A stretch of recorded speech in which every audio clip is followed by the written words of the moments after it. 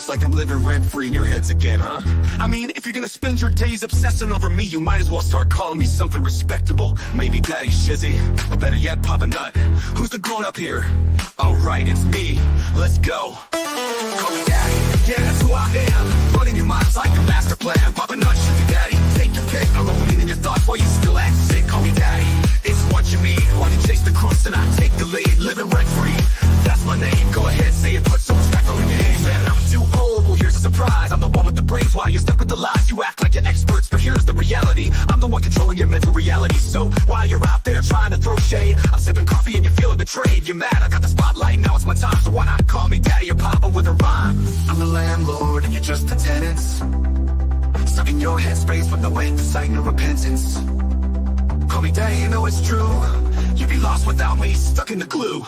Call me Daddy, I'm holding your mind while you're scrambling, trying to find what's behind. Papa Nut, Shizzy Daddy, don't you see? You're living in my world now, I'm the VIP. Call me Daddy, just let it be. While you're trying to figure out your own identity. Oh, I see you're confused, trying to get it right. Spinning your wheels while I'm out of sight. You think you got it figured, but you got it all wrong. I've been running your minds all along. But sure, keep pretending you don't care. Keep saying you're done, but I'm still in the air. You got no choice but to bow to my name. Daddy Shizzy is here to own the game. You say you don't watch, but you're obsessed. Every word I say puts you to the test. Call me Daddy, Papa Nut, you know you should. Because I've been living rent-free, and you know it feels good.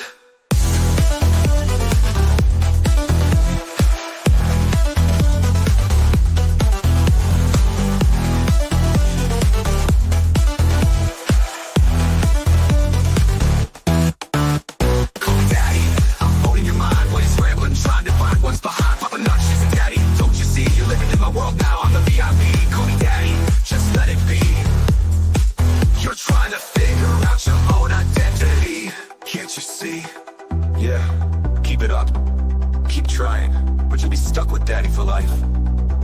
I'm Papa Nut, Shizzy Daddy, owning your headspace, and there's no escape. Good luck with that.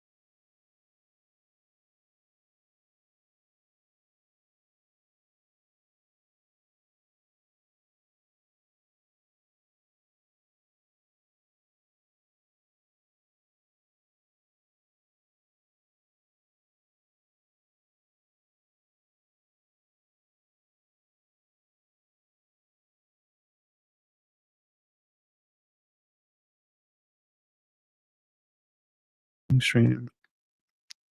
Now you should be able to hear me. Dang, it went dead. I don't know how to read lips Shizzy. Yeah, you should hear it now. Okay, cool. No, something changed in my StreamYards. See, they had some sort of Windows update and it changed everything. Dang, got it. I was saying, yes, you can hear me. Excellent. Okay. As I was saying, I have someone that showed up from Corpus Christi, Texas. Plus, Texas Jules comes in here all the time, and I also gave a little shout out to my Blue Ridge buddy, Traveling Fools.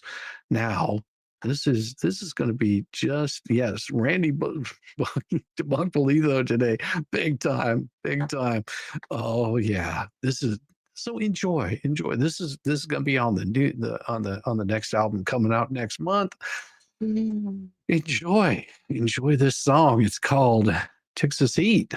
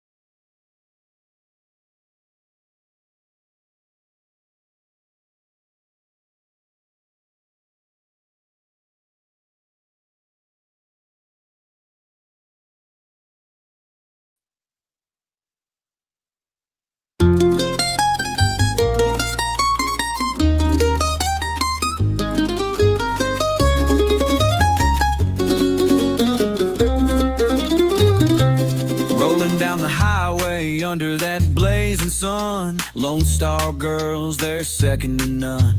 Boots and denim, hair flowing wild and free. Every time they move is exiting to me. From Dallas lights to Houston nights, they're turning heads, yeah, left and right. Southern charm with a little bit of spice. One look and you're hooked. They ain't gotta think twice. Oh, the girls in Texas, hotter than the July sky. Smoking like a bonfire, make you wanna try. Sassy smiles, those cowboy boots, heart-stealing moves, they're the truth. The girls in Texas, man, they'll make you sigh.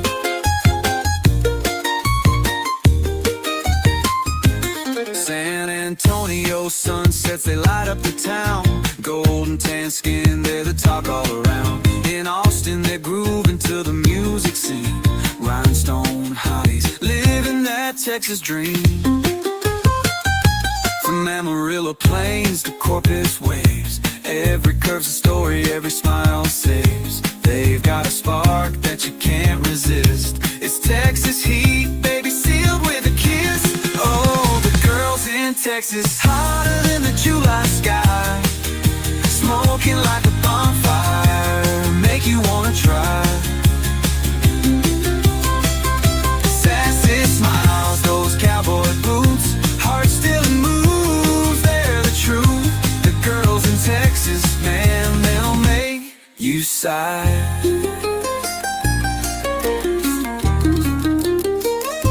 It's in their twang, it's in their style. It's in the way they make you stay a while. Sweet as tea, but wild as the wind. With every glance, you'll fall again.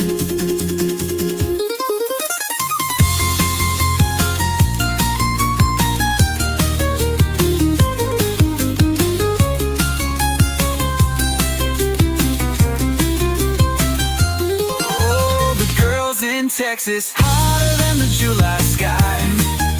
Smoking like a bonfire, make you wanna try. Sassy smiles, those cowboy boots, heart-stealing moves, they're the truth.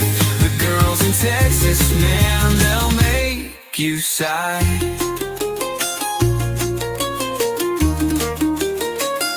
So here's to Texas, where the girls shine bright underneath those stars in a big Lone Star night.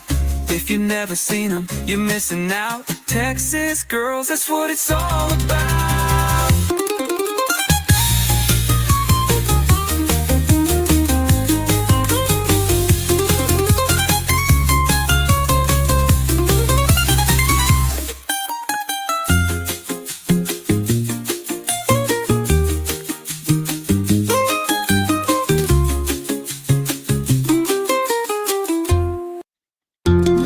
Yes, you probably did go to the wrong part of Texas, because I will tell you, the whole time that I spent in Texas, I didn't meet, and it's more about the heart and soul of those ladies.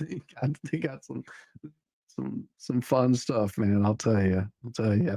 Love having a song. Even I would love the song, even though I was from Texas. But things that I am makes it even better. Hell yeah, Texas Jewel, most definitely. So yeah, Randy came back and gave a little bit of a smackdown to Belitho, and it was pretty straightforward. Tell you the truth, I was quite impressed. He didn't mince too many words on it at all.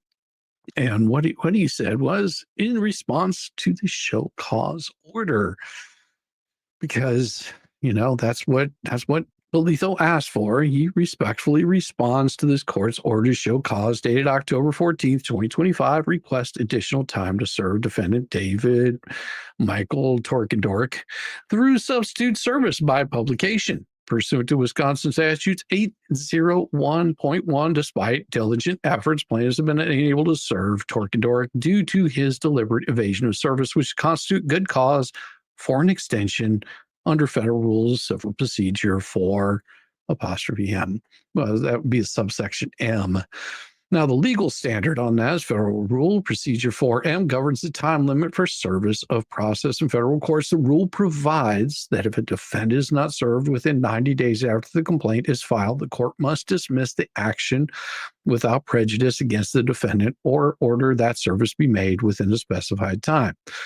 So, that's very, very, very full on right there. And he cites it right here. However, if the plaintiff shows good cause for the failure, the court must extend the time for service of appropriate period. Even in the absence of good cause, the 11th Circuit has explicitly held that Rule 4M grants discretion to the district court to extend the time for service of process, IBID. This discretionary authority was established in Hornkamp v. Van Winkle, where the court recognized that the 1993 Amendment Rule 4M permits district courts to extend the time for service even when plaintiff has not shown good cause.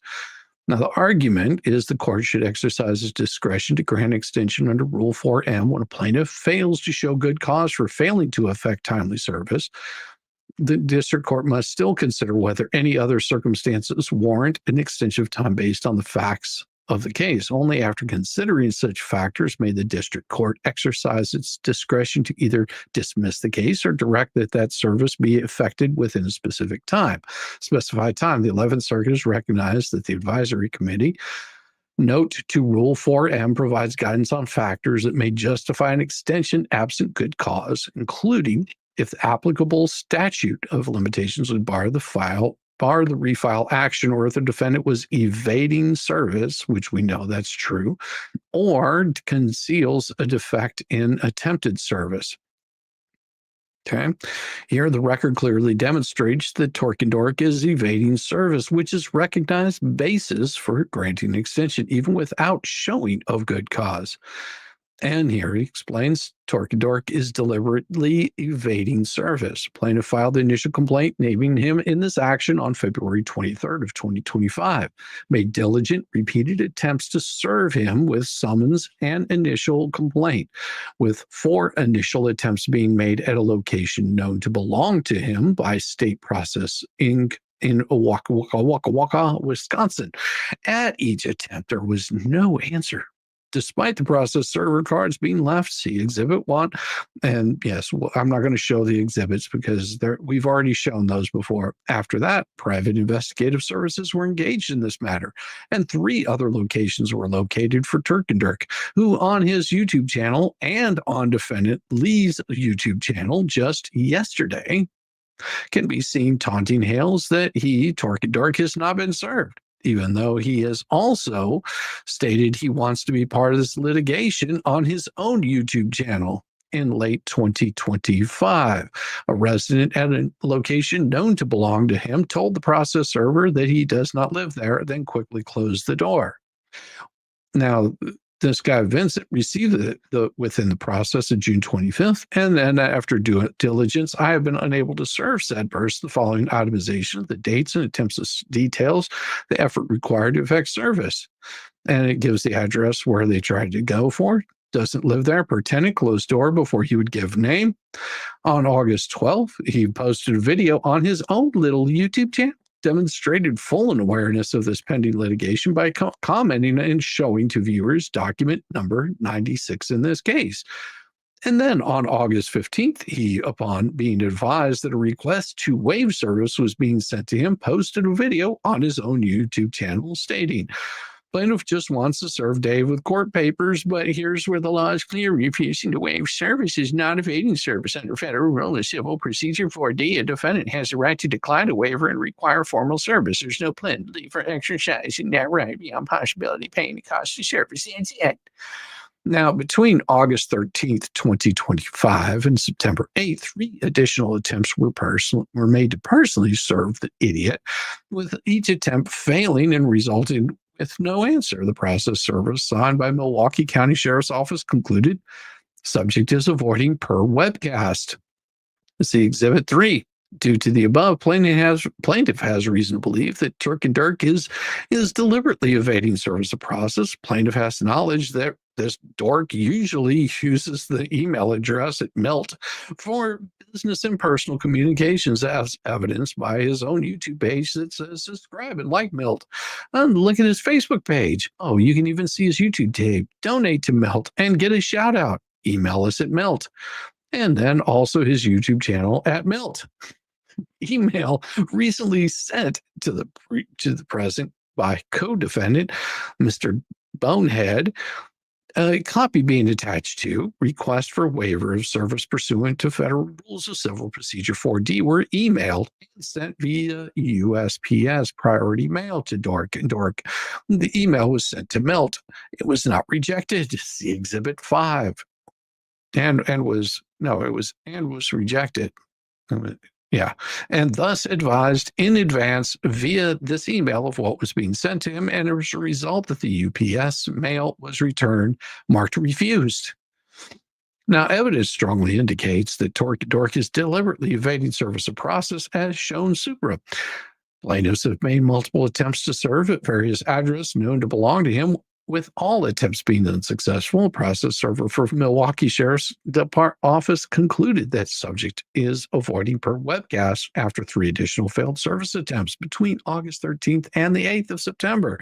Now, he's demonstrated full awareness of this pending litigation by commenting on and showing court documents from this case on his YouTube channel. He explicitly acknowledged the service attempts on his YouTube channel, stating that refusing to waive service is not evading service and that a defendant has a right to decline a waiver and require formal service.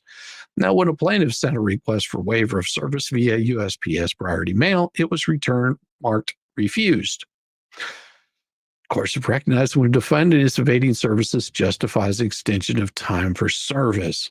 A party's efforts to evade service process justify extension time to effect service. Similarly, the United States CFTC v. Aliga, the court ordered alternative service upon defendants who were believed to be evading service, stating court has discretion to determine what alternative means of service is appropriate in a particular case. We commit to the sound discretion of the district court in the task of determining when particularities and necessities of a given case require alternative service of process under Rule 4F3. Courts have permitted alternative service of process through various means, including by email. Well, I thought the judge said there was no such thing, and or service on local counsel. And he quotes it right here. Affirming district court decision permits service by email and by regular mail to defendant's U.S. subsidiary and U.S. attorney. Also another one right here, permitting plaintiff to serve defendant via FedEx and hand delivery to defendant's U.S. attorney. Chanel v. Exium was another one, authorizing service via email and public announcement. And Potash Antitrust, another one, directing substitute service on U.S. attorneys retained by Russian defendants. Authorizing service on foreign defendants through local counsel. Emphasis is added. Now, moreover, the court in Lancaster stated the court will not require a plaintiff to expend limitless resources in order to effect service upon a defendant who has actual notice of suit and who intentionally evades service. Service by publication under Wisconsin law is appropriate. Now, plaintiffs request permission to serve Dork and Dork by publication pursuant to Wisconsin statutes 801.11, which provides that if a defendant cannot be served personally or by substitute service with reasonable diligence, service may be made by publication. This method is appropriate given the documented evasion of service by defendant, Dork and Dork. Well, Federal Rule of Civil Procedure 4E1 permits service of process on an individual by following state law for serving a summons in an action brought in courts of general jurisdiction in the state where the district court is located or where service is made. Well, since he resides in Wisconsin, Wisconsin service laws may be applied. And that statute 8-0.11 provides that when a defendant cannot be served personally with reasonable diligence, service may be made by publication of the summons as a Class 3 notice and by mailing a copy of the summons and complaint to the defendant's last known address. Plaintiffs have exercised reasonable diligence in attempting to personally serve him, as demonstrated by multiple service attempts documented in the record. Conclusion.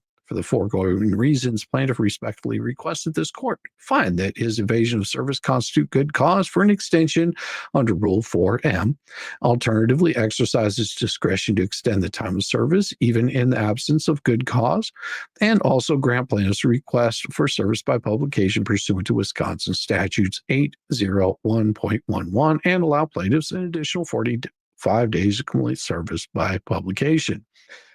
In Wisconsin, a Class 3 notice requires 3 insertions in a newspaper published once a week for 3 consecutive weeks, with the last publication occurring at least 1 week before the act or event. So that would give 4 weeks of giving notice of service by publication. And it's just basically saying that, he served all the people that needed to be served. Pretty straightforward. Pretty straightforward. Lurker checking in. Lurkers, you are always welcome. I miss seeing my name green. I'll be glad when my new credit card comes in. Well, thank you very much. And being a member has some extra perks. There's nothing wrong if you're not a member. You still get all the love that non-members get.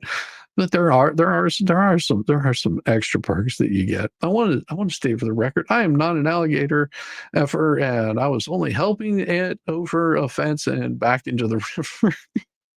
Well, Stephen, stop doing that. It looks odd. It looks odd whenever you're doing that.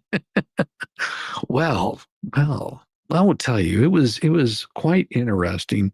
So a couple of nights ago, the freaks over there started flipping out over Megan and TUG. If you haven't seen their coverage on that, you absolutely should. They're pretty much hitting it right on the head. I was quite not impressed with all of the behavior that they were exhibiting.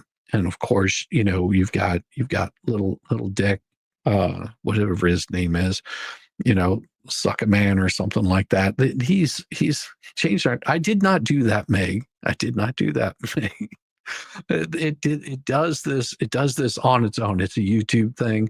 YouTube's been acting really funky lately. Like I tried logging in and watching something, and for whatever reason, YouTube wouldn't even let me view a video, not even my own. I thought I did something wrong, and it was like checking my channel out. Like my channel was good, but I couldn't do anything. Good evening, Kippy. Good evening. Good evening. Fell asleep on the sofa with the. Oh, I thought that said with the drugs. I was like, what? Don't tell people. I mean, YouTube. Yeah, YouTube's a hole. I'm telling you. But yeah, so they're flipping their ever loving crap over there. Now they've gone about this in like the worst possible way, and I think they're really losing their minds on this. They've got this idea that whenever you're covering something, that you're not allowed to show or talk about the things that they're doing. The responses, their own words are being shown. And I think it really goes to show that they don't want that known. They don't want people to know the kind of gaslighting they're giving their audience, because whenever people start to question, it becomes a problem for them.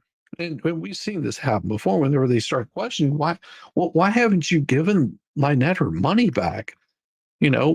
I thought you were raising all this. Oh, no.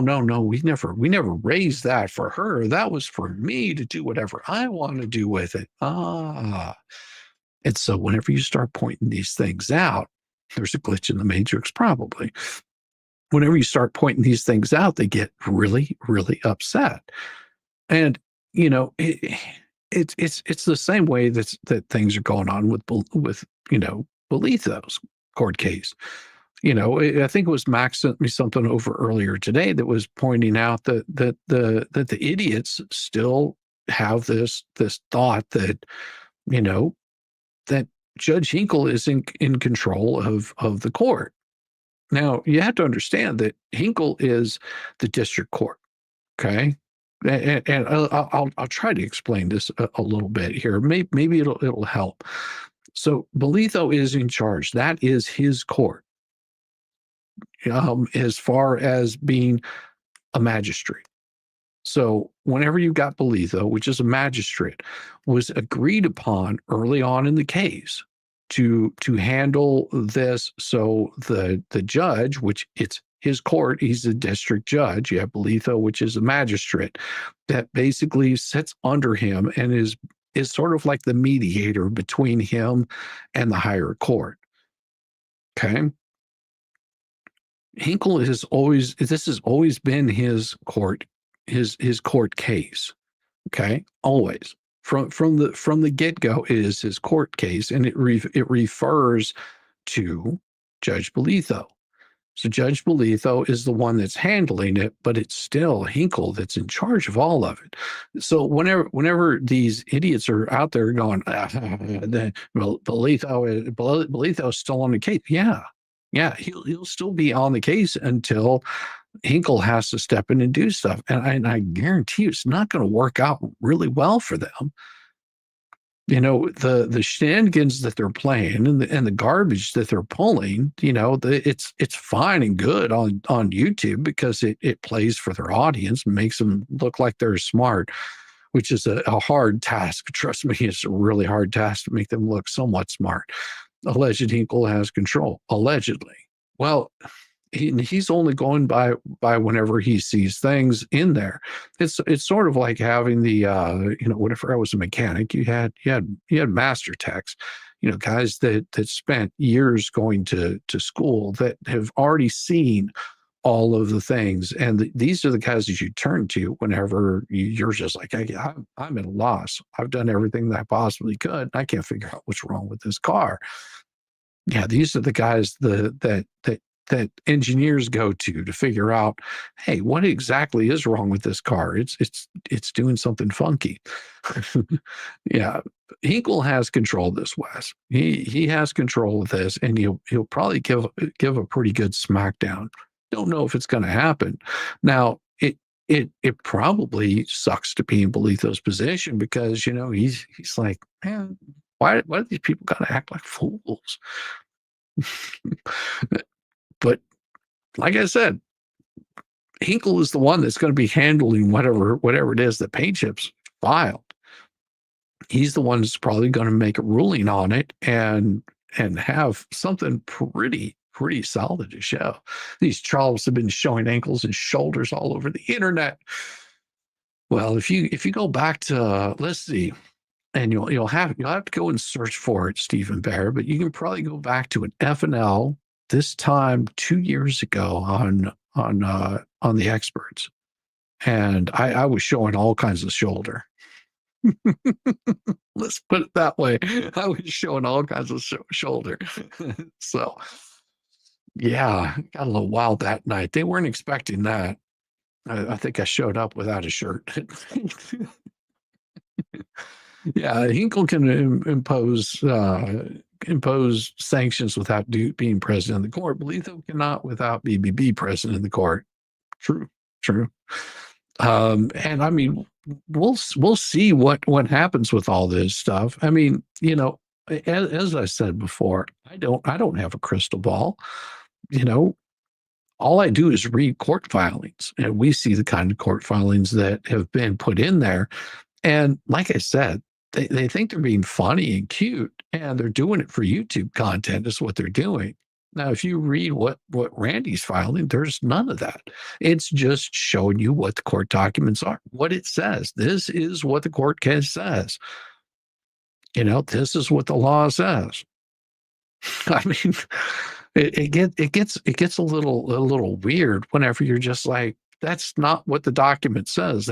What did we say about Lynette's bankruptcy? I mean, look at what we were telling you about Lynette's bankruptcy. Is that she may not have a hearing on the 7th because they've put a hold on everything. And look what happened. Were we right?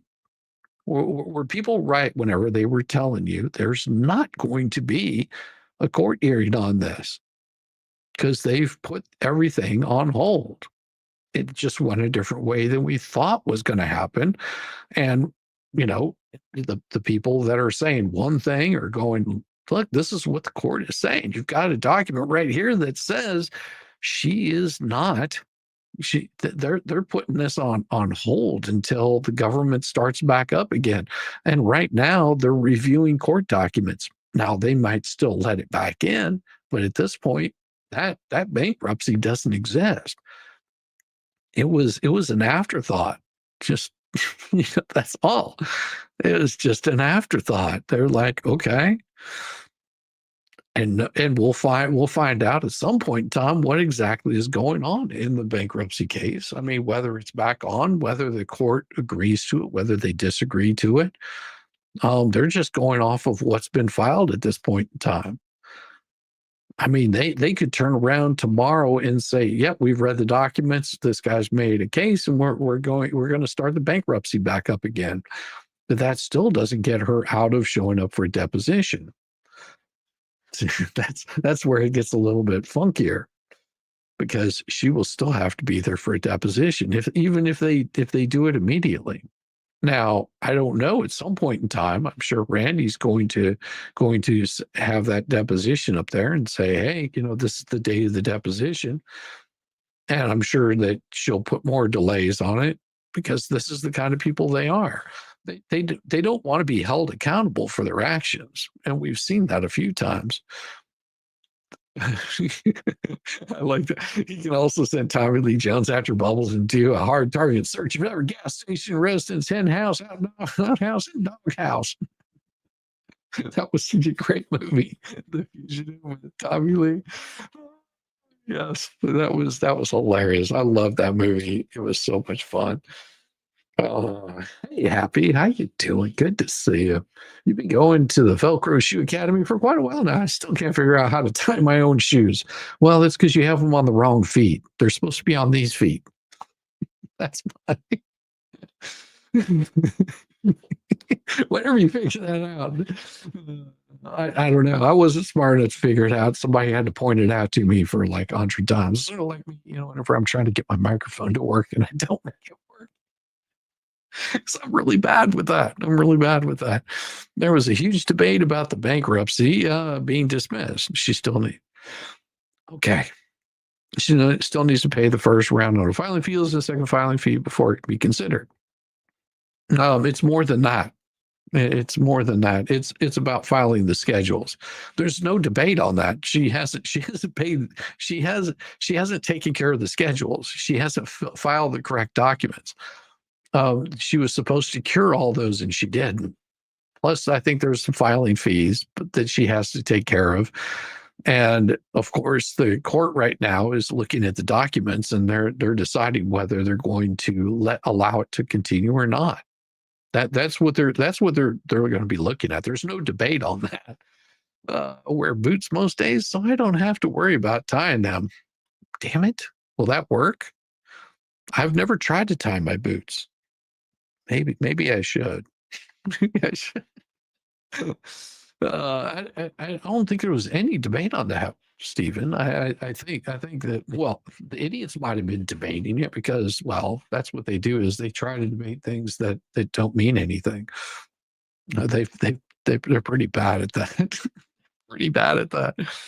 But yeah, so these idiots, kept flapping their jaws the other night, and I was like, I should write a nice open letter.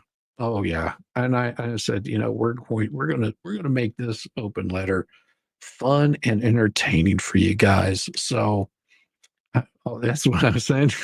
Well, you probably were. Depends on the type of boots, Wes. Yeah.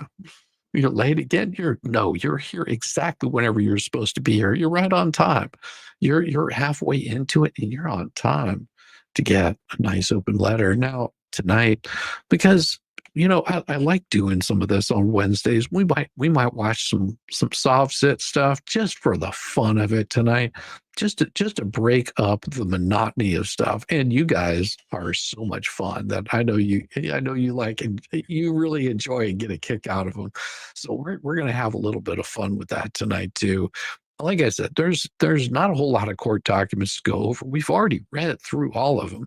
The judge was very specific on saying, hey, you're going to have to come back if you want to do this properly. You're going to have to do this according to either Florida rules or Wisconsin rules. But you've got to find it. If you want relief on this, you're going to have to find it yourself. And so Randy filed that today, and that's what it is. What it is. The judge will rule on it probably within the next few days or week or something like that, of saying, yes, you have my go ahead to do this. It could be as easy as tonight. He may rule on it. He may say, go ahead and do it, or he may say, nope, that's not enough proof. And then anything against Torque and Dork gets dropped off, and they move on with the case and go on to the next phase. Fire in the bowl. Yeah, we'll see. Like I said, I don't know what this judge is going to rule on, and it could be Hinkle, it could be Belitho. We'll know whenever the order comes in. It's as simple as that. I mean, there's a possibility that what's coming out is just Judge Belitho finishing up the rulings on the stuff that he was in charge of. Or he might be under more scrutiny from the judge on what he's responding to. So I don't know. We'll see. We'll find out within the next couple of days. I can't make any predictions. I'm really bad at predictions. Unless you can sort of read what the court is asking for, because I've seen some pretty crazy stuff. But we'll give you a little bit of this letter here. Yeah, and hit that like button. Prince of Wales. You changed the name. Zach, good to see you, brother. Good to see you. See, I know the picture. I like that. I hope you're doing well, Zach. Man, oh man, definitely hit that like button. Make it feel good. Get it nice and moistened up for me. All right. Give me a second and we'll just go ahead and get this bad boy fired up. Give you the nice letter. And it's a little bit long, so enjoy and have some fun with it. It is about time. Let's break this mother down. With Shizzywhiznut.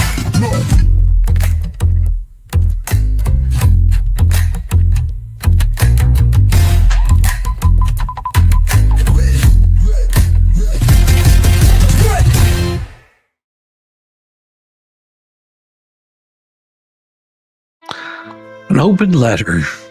The Anti-What the Hale's circus explains itself badly. Everyone thinks their words are the point.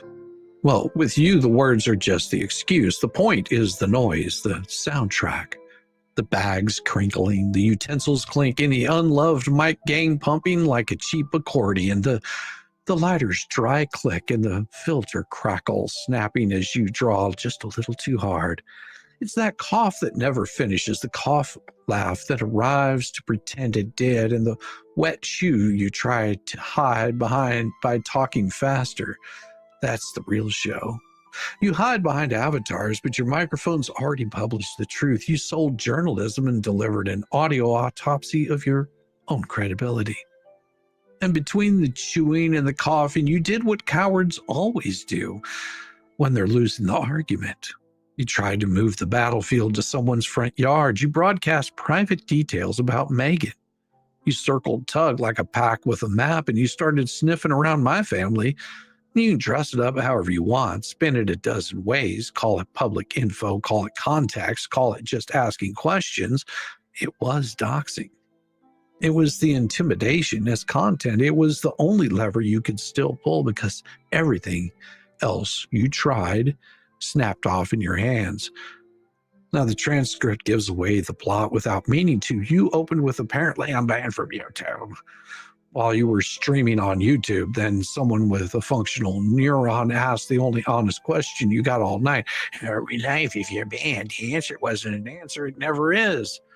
You pivoted to Rumble Chat says, because rumors replaced oxygen in your room. Then the ritual started. Fair use, defamation, privacy. You recite talismans like you don't understand, like teenagers passing a Latin phrase book around a campfire. The chat wanted heat, you gave them friction. The lies had a cadence, but the memory never did. I don't need to describe your faces. You saved yourself the embarrassment by hiding behind avatars that misrepresent you on purpose. I'll describe your conduct instead, because the conduct is the point. Fleasa, your voice arrives like a gravel in a blender. It rides the compressor so hard the limiter wheezes. Every sentence has two interjections attached, one to interrupt your co-host, the other one to interrupt yourself. Because when anyone else speaks, you talk over them louder, like volume is proof. When your throat gives you an out, you cough into the mic and then blame the microphone. Every 10 minutes, a lighter flicks and the coils pop. Every 15, a crinkle like your argument keeps arriving in a grocery bag. When the chat slows, you knock your fork against the bowl and fake a burst of righteous urgency about protecting someone, as if the sound of eating breath were a moral argument. Bootlicker, you play clerk cosplay, papers shuffle, notebooks flip, a keyboard taps furiously, never to produce anything more than "we've got documentation." You mispronounce legal terms with the confidence of a man explaining surgery to the surgeon.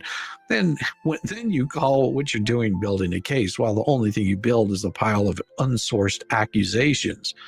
Now, when the group edges into something actionable, you half whisper, "Don't read this on live," and then read it on live, because impulse control is the one guest who knows better than to just to show up. And of course, you have CC's nutsack cleaner.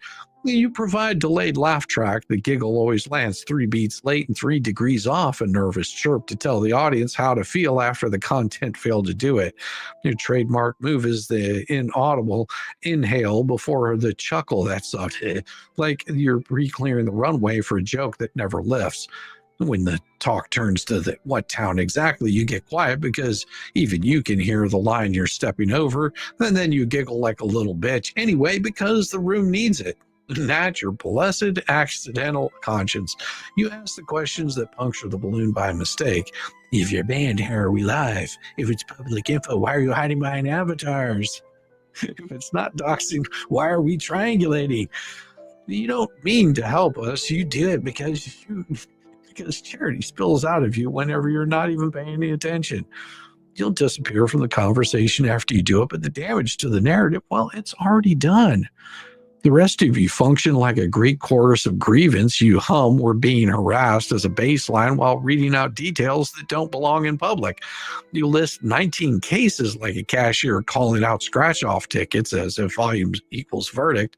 You conflate a filing with a ruling, an allegation with a finding, then double space your outrage and call it research. The result is always the same, a fog of words that never turns into weather.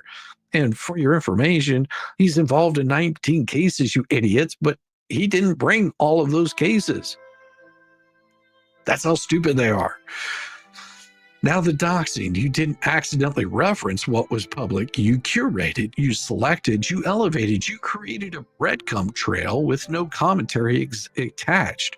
You repeatedly recited the phrases "public info if you know where to look," like it baptizes what you did. It doesn't. It condemns it. You boasted about documentation that shows he doxed himself because a trademark filing exists, as if the existence of government paperwork is licensed to lay coordinates over a human being. Now, you framed your reading as education, then attached tone, and wanted the crowd to finish what you started so you could pretend to be surprised by the ending. Now, Megan, you said you were protecting our little Megan while narrating piece of her life. She did not volunteer to you. You may not have read an address. Well, that's not true. They read the address and they showed it online, but you read a path. You painted enough of the picture to crowdsource the rest. You insist you are against harassment with your same mouth that you used to feed mob hints. Megan didn't knock on your door. You walked into hers, left breadcrumbs in a public square. Then you cried privacy when anyone said your belittled name. That's not principle, that's reflex. And Tug, you babbled in the same game. You floated company names and filings the way kids hold up shiny objects to distract a babysitter. You called it context and receipts in all public, then pressed your faces into your avatars to pretend you weren't doing what you were doing. You thought the fact that some of it lives on a public server absolves you from intent. It doesn't. Intent is the whole point. There's a difference between reading a court order and making a scavenger hunt. And you know it. You bank on your audience not giving two shits. And then, of course, you drift towards my family, battering around geography like it's a cat toy. What town is it, you ask? I might know someone there. Well, that was Megan you were talking about. You said it like a joke and didn't wait for the laugh. You hunted for the town again 5 minutes later. The audio got busy during that part. That's how I know you knew. Paper bag, cough, lighter, clink, chunk, hush. Then the sly cadence of people use when they think they're being clever. We're just talking. No, you were rehearsing malice, you idiots. On the substance, you did your usual routine. You declare bans that weren't bans, masked as apparently to avoid admitting you just made this shit up. You threaten takedowns in the same breath you demand free speech, which is how we know you don't want rules. You want weapons. You misused fair use like it's a magic coupon that applies wherever you're the only one doing the clipping. Then declare everyone else a thief. You promised legal action more times than you named a single specific false statement with a date and a clear speaker. You hopped from platform policy to courtroom fantasy like frogs who can't admit the pond is shallow. Your favorite refuge is the whole "we never mock anyone" lie while you say it. You layer on nicknames, tack on animal noises, make fun of teeth you've never seen on camera because you built a morality that requires target practice. You mocked, then you denied, mocking like children with chocolate on their faces, denying they know what the fuck a cookie is. You scream defamation without the first element in your pocket. A concrete claim you can quote cleanly, not vibes. Not you know what you did, not they're criminals, a sentence, a date, a speaker, a venue, a silence after that request always sounds like the moment the bag runs out of chips and you have to confront the shape of your mouth. Put this into simple schema. Since your stream runs on indexes and clipboards, there's scrutiny and there's exposure. Scrutiny is about things you choose to put out into the world. Exposure is about things you tried to keep out of it. Scrutiny is records, filings, rulings, quotes, contradictions. Exposure is addresses, workplace, school zones. Relatives. The stuff you only learn by staring too long at something that was never yours. Scrutiny is the tax you pay for participating in public discourse, is the theft. Exposure is the theft you commit when discourse fails and you still want to feel powerful. You only do the second well, you barely try the first, and when others do it to you, you howl. When you do it to others, you light a cigarette and call it activism. Since the stream insists on being theater, here's your cast in sound and conduct, not looks. Fleasa's avatar lies about age, sure, but the audio tells the truth. Long inhale, hard click, rasp. The interruptions aren't organic, they're preemptive. She speaks in stacked clauses and overlaps her co-host to avoid any dead air where fact might actually sneak in. She coughs like a punctuation and treats silence like a trap. And bootlickers document shuffle as documents as it's a paper as a prop, a noise machine to simulate preparation. She trips phrases like copyright and trademark in the wrong places, then congratulates themselves for knowing words other people use correctly. And of course, CC's nut grabber laugh is a stopgap for evidence. Nat's questions are the only timestamps that age well. The worthless voice in the background is your chorus, nudging, prompting, seeding, the human version of suggested search, always pushing forward what town, what street, what office, and never towards what page, what line, what exhibit. You try to sanitize the doxing by telling each other was someone doxed himself because a filing exists or because a name appears on a site that normal people never visit unless they're already on a mission. That's not exoneration. That's just a confession, you morons. You found something you could exploit and then you exploit it. You wanted the pressure, you wanted the fear, you wanted the leverage you couldn't earn with facts. Own it or just stop. You also pushed the "for the children" button, the emergency exit people pull when the building is on fire and they hope the smoke will cover the smell. You say "protecting kids" right before you point a spotlight at their neighborhoods, because you can't win on the merits and you need a moral shield. And you bitches aren't protecting anyone. You're laundering your appetite through a slogan when you say "we're just worried." The mics say "we're excited." The sound of rappers and lighters and breathless giggles is the truest transcript that you have. Here's what actual accountability looks like, since nobody in your room will risk saying it out loud. If you want to interrogate our conduct, do it with receipts. Quote cleanly, cite the venue, bring the dates, organize a timeline, separate what we said from what you felt when we said it. That's what we don't do to you. That's what we do to you. Like it or not, we pull your statements from your streams, your statements. We stack them against your other statements. We let the contradictions bruise each other without ever lifting a finger. We don't need your address to do it. We don't need your family. We don't need your workplace. All we need are the words that you willingly gave us, and those are plenty enough. Your approach is the opposite. You inflate without maze, you assert without angers. When the room fails to reward you with the expected dopamine, you escalate into the private. You call your escalation content because you know what it is and you don't want to admit it. You're menaces. You crowdsource it so you can pretend you didn't aim it. And when you act shocked that anyone says the word that matches the act, doxing, you did it to Megan, you tried to do it to Tug, you tried to do it to my family. Stop lying about the verb, morons. Finally, since clarity, since you only learn when the lights are blinding, I don't bluff, I don't run, and I don't switch lanes when the moral math gets uncomfortable. You want to fight over conduct, evidence, records, rulings, filings, behavior that we can all replay and read. Lovely. That's a game with rules. I'll meet you every time, and you will lose every time because your contradictions are louder than your microphones. You want to make it about private lives, addresses, family members who did not sign up for your obsession? You idiots, that's not a game. That's an admission that you're out of arguments and you're hungry for blood.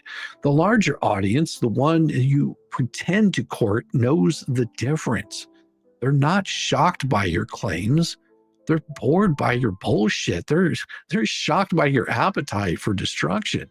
Here's the boundary you keep tripping over like it moved in the night. Leave the civilians alone. Leave the "what town" alone. Leave the "who did I know there" alone. Leave the breadcrumb trails you pretend are public info alone. The second you cross that line again, what happens next won't be content. It will be consequences, and not the dopamine kind. No grand speech, no emergency stream, no lighter flick will make it feel like victory. Until you learn how to read a docket without, slobbering all over it, we'll keep doing the part you can't, the boring, grown-up, documented teardown. Your microphones will keep confessing on your behalf. The cough you don't mute, the chew you try to bury under the interruption. The lighter flick that lands like an admission. The laugh that covers the absence of proof. That's your brand, not the avatar you hide behind. You don't need cameras to reveal yourselves. You already did that, you idiots. Signed, Shizzywhiznut, the village idiot with Velcro shoes and a missing helmet, licking windows between uploads, riding the short bus to work, and still reading better than your whole goddamn committee put together, and most definitely owning every minute of it. It is about time. Let's break this mother down. With Shizzywhiznut.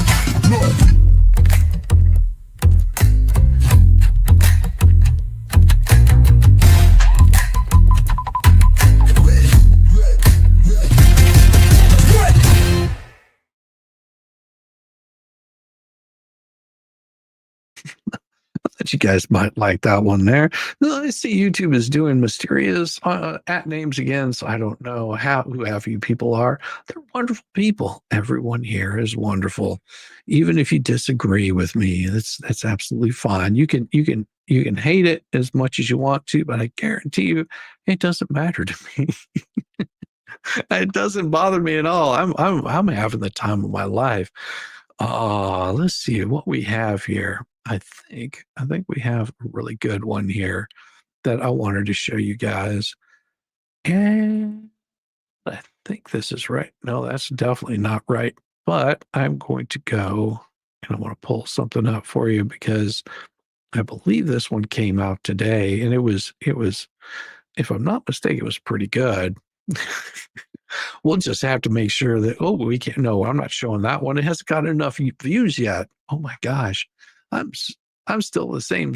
I'm still the same sticky. They just put a 711 behind me. There's nothing wrong with that. Oh my gosh. What in the hell is this? Maybe not with a 20 gifted memberships. Well, here you go, guys. This is for you. Oh, yes. Every single day, it's a new flavor of thuggery. Cause everybody sucks, you see, and they're dumber than a bag of rocks. Monday, Tuesday, Wednesday, and then 4 more days of increasingly stupid, ridiculous, ignorant, balder, dash, poppycock, pollux, and muggery. And all over again.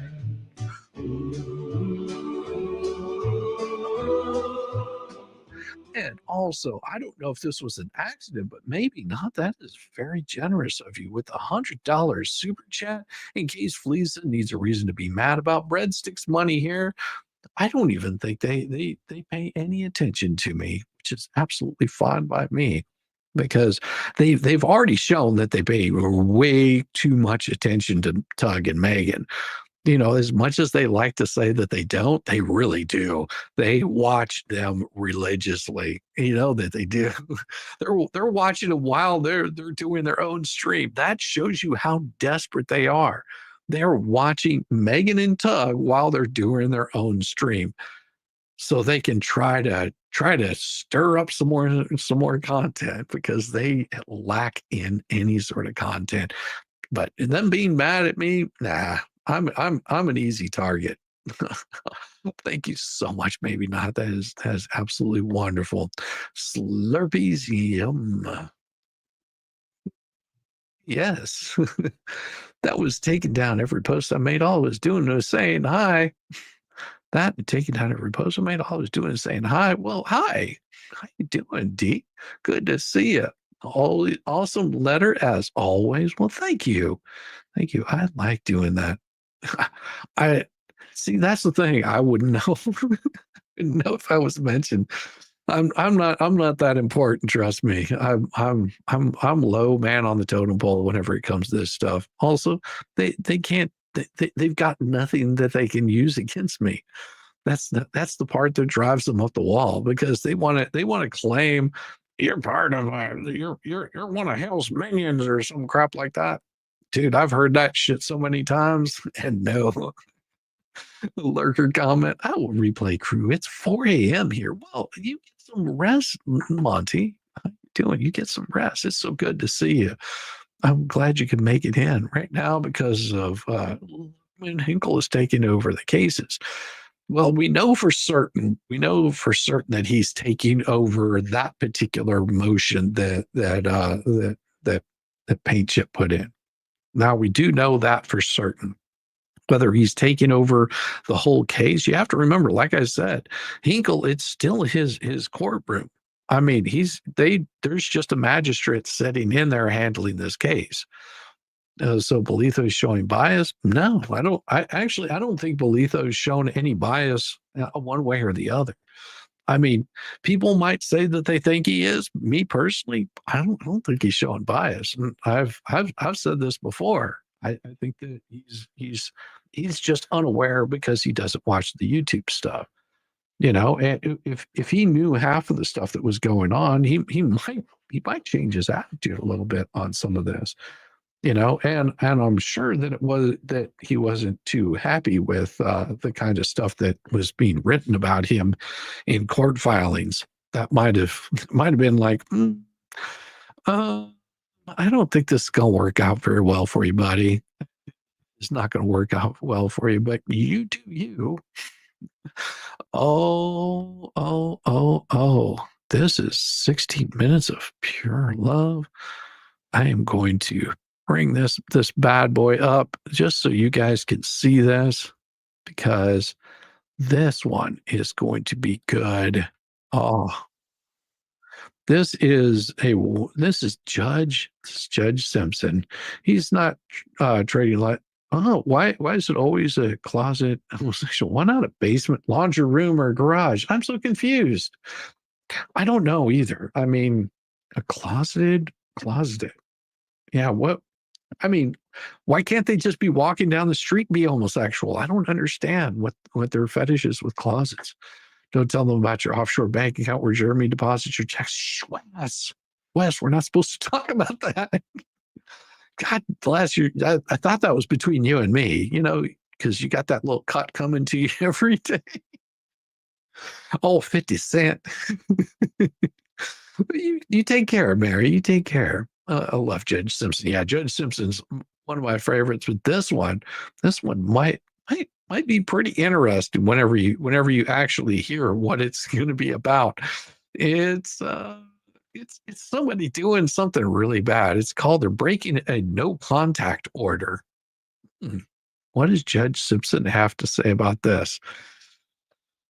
We're about to find out. Defendant violates no contact order, then flees courthouse before being caught. Well, not yet so easy. Court does call the case of the people versus Jeffrey Sanders. Good afternoon, Your Honor. Megan, I'm Assistant Prosecuting Attorney. I'm behalf of the people. And Laura Yagi, Assistant Public Defender, on behalf of Mr. Sanders. Ooh, all right. And he's. So, Your Honor, Go ahead. was the date and time set for preliminary examination. Before we even got to that point, there was some conversation I had with defense counsel regarding proceeding with this case, and also information I received that there is a CPS investigation. That investigation is based on the reports that defendant has been living with, or at least at the very least staying with the victim in violation of his PPO, as well as violation of his bond conditions. I informed counsel of that. I know we had a chambers conference regarding that matter. It was the people's position that we were going to ask for remand to keep him in custody until we could have a bond violation hearing and to adjourn the exam to follow. The victim was not present here this morning, although there was some back and forth about whether or not she was on her way. The victim had expressed great fears about showing up here today and what the defendant would do. Now, I don't understand why. Okay, so he's still living with her, breaking the protective order, and she's scared to show up because of him. I'm sure Judge Simpson's saying the same thing. If he knew that she was going to testify. Oh. After our chambers conference, Your Honor, I came out to call the victim. There was some conversation about having the victim appear via Zoom. So Deputy Raymond Hall and I called the victim to have a conversation with her about the possibility of her doing that. During that conversation towards the end. Well, you don't understand it. Wes sends me all kinds of dirty pictures too. I mean, I get the like the nipple shots. I mean, if you haven't seen Wes's nipples, they're quite impressive. No, yeah, he gets half of what I make all 5 cents. I actually pay him to be nice to me. Come on. End of the conversation, she caught our attention as we were hanging up the phone and said the defendant had been texting her throughout this whole day, essentially, throughout this whole procedure. Yeah. And that she wanted someone to go look for him because he had texted her that he was going to run. I then left the conference room right away. I informed Public Defender Yagi about what we had learned and was looking for the defendant. My understanding at that point from Ms. Yagi was that defendant was going to go use the restroom. I came out in the hallway. That is what he claimed he was doing. I had Deputy Raymond Hall follow him based on what we had just learned. Next thing I know, I was back in the courtroom. I heard police stop. And when I went out in the hallway, defendant was no longer there. And it was my understanding that he had taken off. That's not good. Yeah, you've seen this video? I haven't. I haven't. Judge Simpson is awesome. In my understanding with reports from security that he took off and would be the southern emergency entrance out of this building headed in a southerly direction. Oh boy. Miyagi, anything? Your Honor, I don't think there is anything I need to add at this point. Poor public defender. Yeah, Judge Simpson don't play. Like I feel bad for this public defender. You know, she's there to do a job, and this guy just like bails and goes on the prowl. Ooh, this is not going to end well. Based upon that, and this is date and time set for preliminary examination, I'm going to issue a bench warrant for the defendant's failure to appear. There will be no bond. That warrant will issue immediately. I have also marked the file that this matter, initially anyway, it might ultimately be set before Judge Washington, but should be set before me when we get him, and we will. Yeah. All right. Thank you. Oh. Yeah, that was going to be a better. Ready? No. Not letting me. Judge Simpson. Court does. Can we get Mr. Burke out? I think he should be in custody. No, I So it sounds like he's not the fastest runner nor the sharpest tool in the shed, as they caught him right around the corner. Yeah, I know. They found him, Your Honor, so I don't know. Pardon? If one of I'm sorry, on Mr. Sanders, they found him, but they have him. They have him? They have him. Excellent police work. I don't know if the court. Best in the state. Do anything today? Oh, yes. If you guys have time, let's bring him to me. You're not, I'll go and pick him up right now. He's just around the corner. Fantastic. I'll be Fantastic. here with bells on. Bells on. All right, court standing brief recess. I need that file back. Yeah, I'm just gonna sit here with bells on. Get out of here like you can. I will pull you in. Well, Oh, this is gonna be good. you may be seated. Wacky little. Court Wow. does call case Oh. of the people versus Jeffrey Sanders. Oh. Good afternoon, Your Honor. Marie Tanner, Assistant Prosecuting Attorney on behalf of the court. And Laura Yagi, Assistant Public Defender, with and on behalf of Mr. Sanders, who is to my right. Jeffrey Sanders. Oh yes. All right. Your Honor, before we start, I also just received a text message sent from the victim to the officer in charge, Deputy Hall. It's a screenshot at this stage. Of course, we need to get more information. It's a screenshot from someone named Jeffrey saying, you okay? If you want me in jail, just say so. She said, I don't want you to. That was read by him at 11:42 a.m. Then he says 9 out of 10 times I am. Then he says he back. Then he says, can you talk? Then he says, I'm gonna run. This seems to coincide with what the victim was telling us towards the end of our conversation. All right. Show some So I don't know where you want to start. to. I frankly, I don't either. I think what I would request today is that this be set, reset for exam and set for bond violation hearing, because at this point today, I don't feel prepared to Save changes. go forward on the bond violation aspect. To be candid with the court, I just need more time to talk to Mr. Sanders about these allegations that I just learned about a few hours ago, and I need to go through them in more depth and more detail with Mr. Sanders. Okay, but as Change. just so that we're clear, as we were going through the conversation this morning Difficult.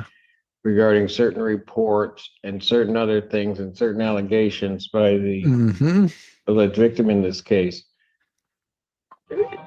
in a lot of ways is referencing his status right now. Aren't those irrelevant Add this to the in court? here. I mean, because, well, I won't say absolutely irrelevant, but for the purposes of today, certainly they're no longer relevant. I mean, even if, which was the court's attempt to try to determine as to whether or not he might pose some threat to the victim in this case. I don't even know that I need to go through that part of the analysis because clearly he's demonstrated that he's a flight risk. Oh, you're fine. I got And it. so he's not going anywhere Donna. today. I I understand. mean, I hope he enjoyed his little last half hour of freedom. Yeah. And so, I mean, there's that issue. And also, we were getting indications, and they will get them, that he was texting the victim and he's got a no contact. Yeah. Oh, texting. Gotcha. I understand. I mean, I'll set it for a hearing, but I don't know. I think one of my questions, well, the first question would be, obviously, is there a bond violation? The next question is what is the appropriate Taser, sentence for please. that bond violation? One of the things that I do think is especially Yes. relevant is, Give him a I taser. do think it would be relevant for the court's consideration in terms of a sentence for a bond violation, the context of the conversations. And I don't have that at this time. And I think it would be important for me to be able to prepare and for the court to have, because, I mean, I don't want to necessarily go further today, but I think it does make a difference if there is contact with someone, versus if someone is calling, texting, and saying, will you respond? And then there's a response. I just think it matters in terms of sentence, even if it doesn't matter in terms of whether or not there's a violation, because one of the things that the state's witness said this morning was that she had been reaching out and asking for a response. Your Honor, first of all, I'm sorry, may I? Yeah, that doesn't matter. If she's reaching, even if she's reaching out, maybe take a closer look at him. Yep, he's a dumbass. That's right. You and your bananas. You guys are so bananas. Banana. Here's the thing. If you have a no contact order, even if it says right there in that no contact order, even if they reach out to you, you are to have no contact, no reaching out to them, no responding to them, no doing anything. Now, and there's a good reason for this, in case you idiots don't understand. Like this guy clearly doesn't understand. A no contact order, even if they reach out and contact you, whenever you have to go for a show cause hearing, you can show those things to the judge and say, listen, judge, I have a no contact order. I can't respond to her. These are the shenanigans she's pulling, and you can show the proof of her reaching out to you. It's really easy. And say, listen, I'm obeying by the rules of the court, and I don't want to have any contact. She's telling me clearly she doesn't want to have contact with me. So these people are so stupid. Hi, Shizzy, my man, Chappy Humper Day, J-Day. Yes, it is. It is the Monday. So I hope you guys are getting over the hump really well. And I'm here to get you over that hump. Matter of fact, at midnight, we will fire this thing down. Yes.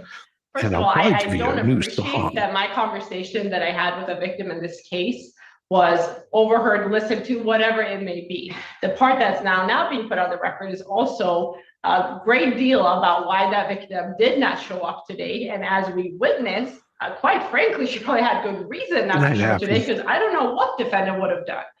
And I had to call this victim. I had to have deputies go out. You're going to be a grandma in May? Well, congratulations, Chrissy. That is wonderful. Pick your poison, and hopefully it's good. Congratulations. Very, very big congratulations. Night happy. You sleep well. Hey, Maud, how you doing? Welcome. Good to see you. I hope you're having a wonderful evening. And have our victim advocate contact her and essentially tell her, take your kids and run, get out of the house, because that's very likely where he was going. Yeah. After finding out that she was going to appear on Zoom. I mean, she was willing to appear on Zoom and testify today, despite all her hesitations. And he decides to run, and he's messaging. I cannot imagine a context where that is okay or acceptable or excusable in any way. We're here for a court hearing, and he is messaging her as we're talking to her. So I want to be very clear. I don't think it's appropriate to further put any statements the victim made on the record in front of this defendant, because quite frankly, we're just increasing her risk here. Yeah. This is high lethality, 100%. And we are not going to contribute to making the risk for her even greater than it is by talking about statements she made in confidence speaking to. Yeah. We're just not going to do that. So I would ask Ms. Yagi to stop right there if she's going to get into further anything that has to do with what the statements the victim made. Way to go. I understand. I will request that it be set for bond violation hearing. I don't feel prepared today to address it. I think there are statements that are discoverable, and so I'll follow up with the prosecutor about that. Ooh.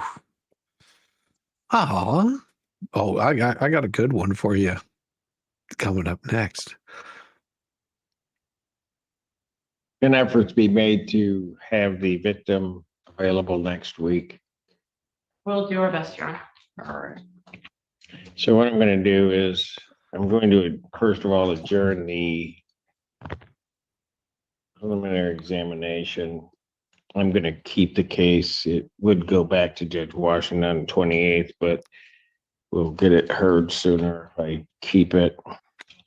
So I'll set the preliminary examination for October 21st, 2025.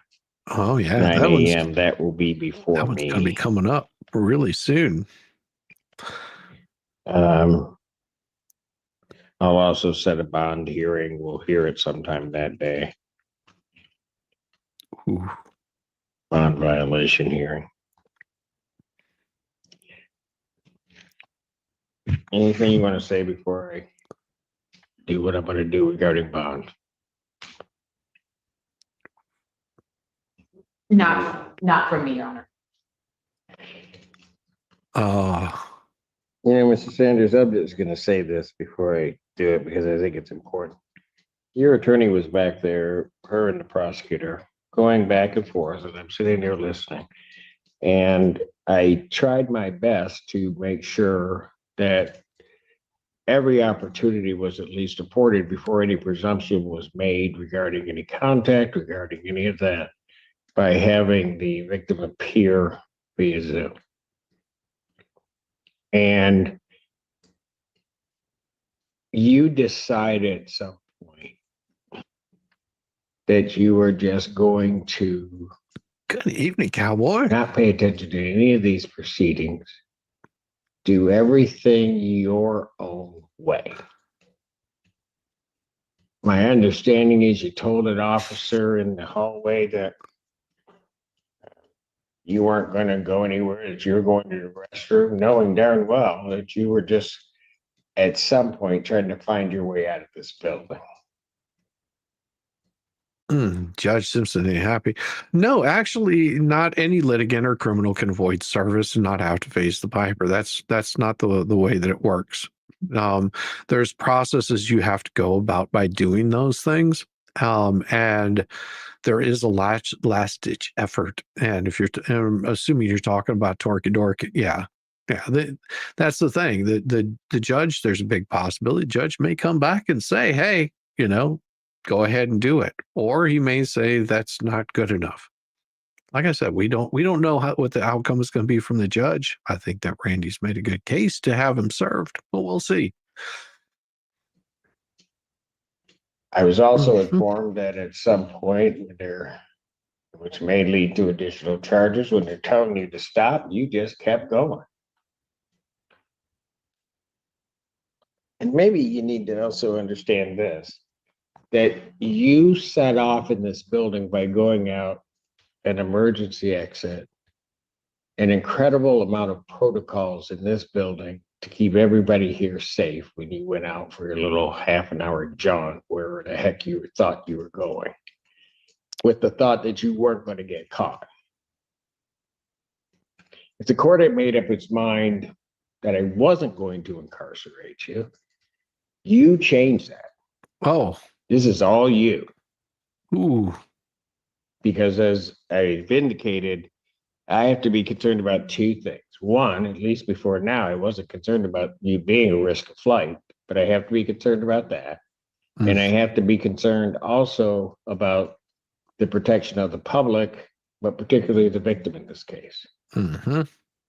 My heart of hearts tells me that at some point, that's where you were headed.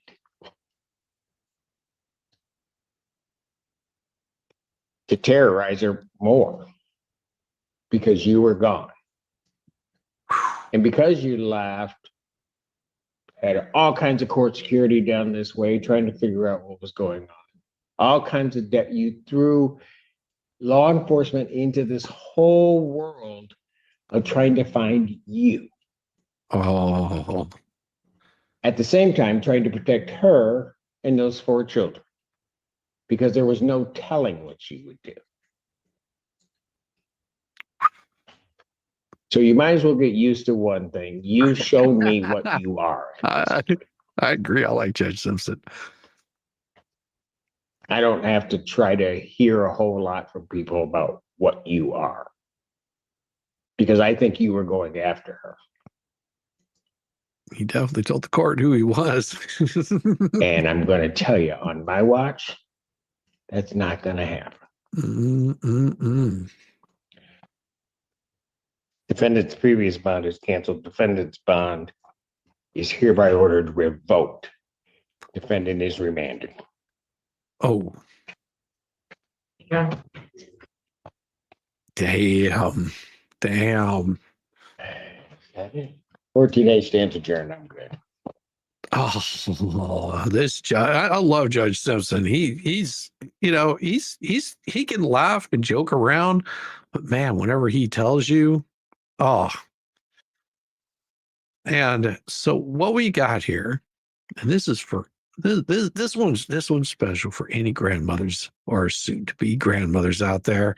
I hope you enjoy this next one that I'm going to show you, because it is called "And Granny Kicks Entitled Granddaughter and Her Brood Occurred After 4 Years, but Karen's not the problem." I don't pay rent because not because I don't want to, but because she's not allowing me to. Those parties in Taylor and Taylor run me for me. Ooh. And also, go make sure you sub up to Old Squishy's Garden. Yes. No, I'm referring, I guess this is your daughter, niece. Yes. All right, raise your right hand on both Taylors. You swear, affirm, and tell the truth under penalty and perjury of the law? I do. All right. I'm going to ask Miss Rosetta Taylor some information first, and then I'll ask, is that your daughter, granddaughter, aunt, cousin? Niece? What's her relation? Granddaughter. Granddaughter. All right. Yes, sir. I knew it was one of them. Oh. Hold on. Granddaughter's freeloading ass. You have a written lease with your granddaughter? Yeah, just no. Always means business. Did she ever pay you any rent? No. Okay. Did you ever give her notice that you wanted her to leave? Yes. When did you give her a notice? Just when I went down and took out the paperwork and asked her to leave my premises. How long has she been living with you? She been living with me about 3 or 4 years. 3 or 4 years. That's Hey. I didn't ask to speak to you yet. Oh. Okay. So, as I said, Miss Taylor, so I just want to make you aware of some things, because it sounds like she is a little bit high-headed, because I can see quickly. You need to watch yourself. I'm not ready to talk to you yet. But Miss Taylor, I understand you may want her to vacate, but she's been there for some time, and therefore she's entitled to a 60-day notice before you tell her you want her evict. You can't just go and evict her because she hasn't been paying rent. So she's not like a regular tenant where you'd be like, oh, you ain't paid no rent, I'm gonna file an eviction action. This is somebody who you want to now vacate, who's lived there. As a matter of law, they would be entitled to 60 days notice, written notice. If you haven't given her a 60-day written notice, then we can't proceed. Now, let me tell you, Miss Taylor, who's the granddaughter with the new baby, I'm gonna be 100. Most of these situations will end up where people call the police on you if you act wild or do something crazy, and they'd be happy to arrest you. And then that'll be terrible. I don't want that to happen to either one of you, but I see these situations way too often. And that's what it usually boils down to. And then you end up getting stay away orders, and then you can't go to the house anyway. And then it makes the relationship with the grandmother and your family really, really, really strenuous. I really hate it when the family feuds. So I'm gonna dismiss the case. I know y'all gotta live in the same place, but I'm letting you know now, just because it's dismissed, granddaughter, don't mean that you're right. And Mrs. Taylor, until you do the paperwork right, I can't get her evicted. Yes, Miss Taylor. Rosetta Taylor. Your Honor, I got a bunch of stack of police reports.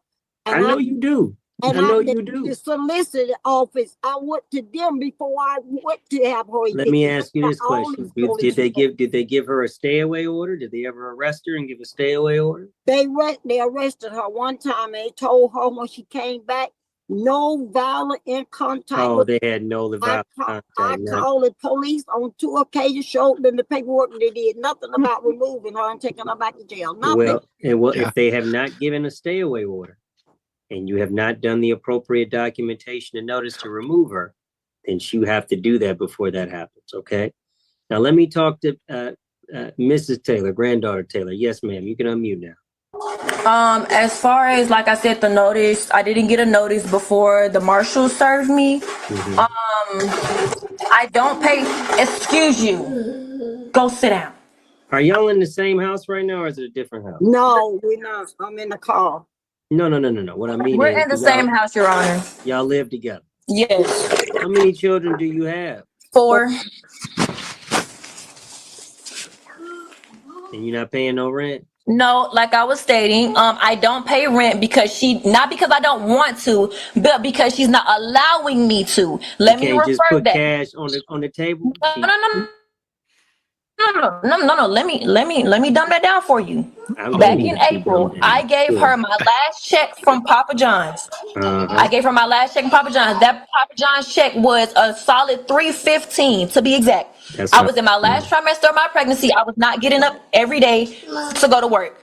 I gave her $245 out that check to be exact, and I put it on. No, listen. I put it on the table. How long ago?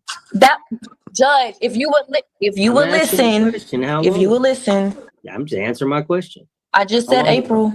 Okay, April's the last time you gave her some money. I said April. Is the last time you gave her? No, April was not the last time I gave her money. No. When's the last time you gave her money? I just tried to give her $200 solid on my birthday, September 13th of this year.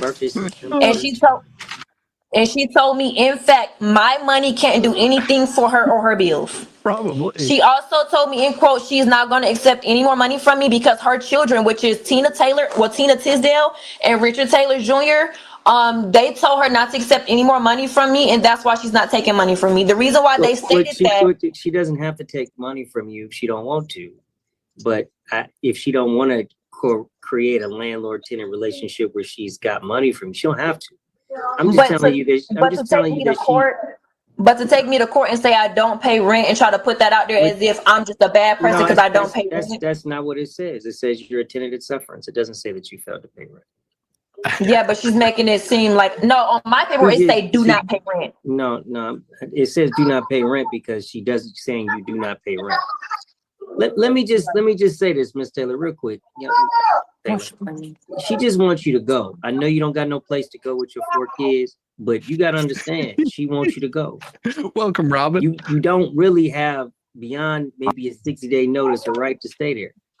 But I'm going to dismiss the case because you haven't given her the appropriate notice. But you got to calm all your animosity down because you're not really in the right. I don't have any animosity.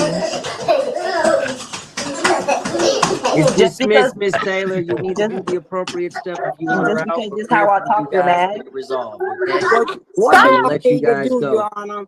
I'm sorry, what you say? This is Rosetta Taylor. What do I need to come down to get another eviction? Because I want to go. Again, it's not that simple because again, she doesn't have a written lease nor have a specific agreement with rent. She doesn't pay rent. She hasn't defaulted, and you haven't given her a 60-day notice. So until you do something like a 60-day notice, or you guys got rent, she don't pay or something like that, then that's it. Then I can't give you what you want. You have to do the legal requirements for me to give you what you want. Okay. Thank you, Your Honor. So Miss Taylor, you're free to stay, but just consider the fact that it's probably going to be tumultuous while you're there because she don't want you there.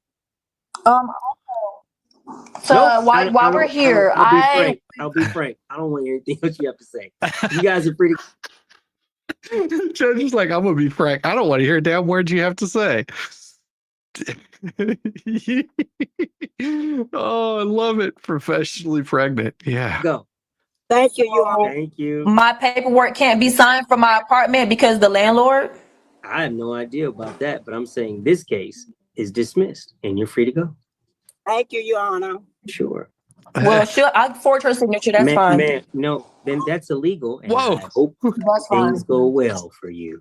Okay. Well, as the Miss judge, and I'm Taylor, bringing it Miss to your Taylor. attention because this is a part of the Miss case. Taylor, you're free to go. I can see the Thank part you, of the Your problem. Honor. Have a nice night. You have a good evening. I'm not the problem. Just like, go. Just go. I can see the problem. Go. Just, you're free to go. Get out of my face. I'm thinking about it. I got 3 4-legged squatters in my house right now that I don't pay rent. I keep asking them for rent, and all they do is head tilt thing. Yes, Wes. They do that. They do that, those bastards. You need to speak more into the case than to sit up here and accuse people of situations. You're free to go. Thank you, Your Honor. Have a nice night. Absolutely. Granddaughter's pissed. Keep smiling. All right. Who's we got? We got a consent, I think. Oh, not this judge. He was just like, he was like, oh. I mean, you won, but you're gonna sit here and start stirring up stuff and saying you're gonna forge a signature. Just like, don't do this to a judge. Yes, what a horrible young person. Uh-huh. She got everything she wants. All right, folks. Mr. Jethro, Ms. Richardson, if you guys can take yourselves off mute. Raise your right hand. All right, I'm going to start with Mr. Jethro, and then I'll ask you some questions as well, Ms. Richardson. So don't fret. We're going to hear from everybody. All right, so Mr. Jethro, I'm going to ask, do you have a written lease with this with Miss Richardson? No. Okay. Who do you have a written lease with? Tamaya Caldwell. When is the last time you received? Well, when did the lease expire? Or when does the lease expire with Miss Caldwell? Or is it month to month? When does it expires? Hold on, Miss Richardson. Yes. November the 26th, 2025. Okay. And how much is monthly rent? The monthly rent, just the rent is $14.75. Okay. Is there a late fee? There are late fees of $100. Okay. Last time the tenant paid any rent? Last time rent was paid was June the 18th, 2025. Okay. Did that bring them current through June? For June, they were current. Okay. So it's July, August, September. And October. If I were to give a writ of possession, 16 days in October, but this person is not the leaseholder. All right, so if you can give me about 5 minutes, the leaseholder will be right here in front of me, though. Because hold on, I was about to ask you some questions. Give me. Oh, I'm sorry. I'm sorry. All right. So, Miss Richardson, yes. Do you have a lease with Miss with the other lady, Miss Tamaya, or no? Miss Tamaya is my daughter. The rent office has never seen or spoken to anyone but me. All the names on the money orders and the cards that get paid with the rent is in my name. Everybody they have ever spoken to was me. Okay, well, hold tight. So your daughter, how old is your daughter? She's 21. Okay, she's 21. She's developmentally delayed. When we first moved into the apartment 4 years ago. Okay. I'm sorry. Because how is it in her name and she's developmentally delayed? 4 years ago, when we first moved into the complex, I was in the hospital. She moved in. I paid the money. She moved in while I was in the hospital. They signed her a lease with my other 3 kids. All 4 of the kids were staying there.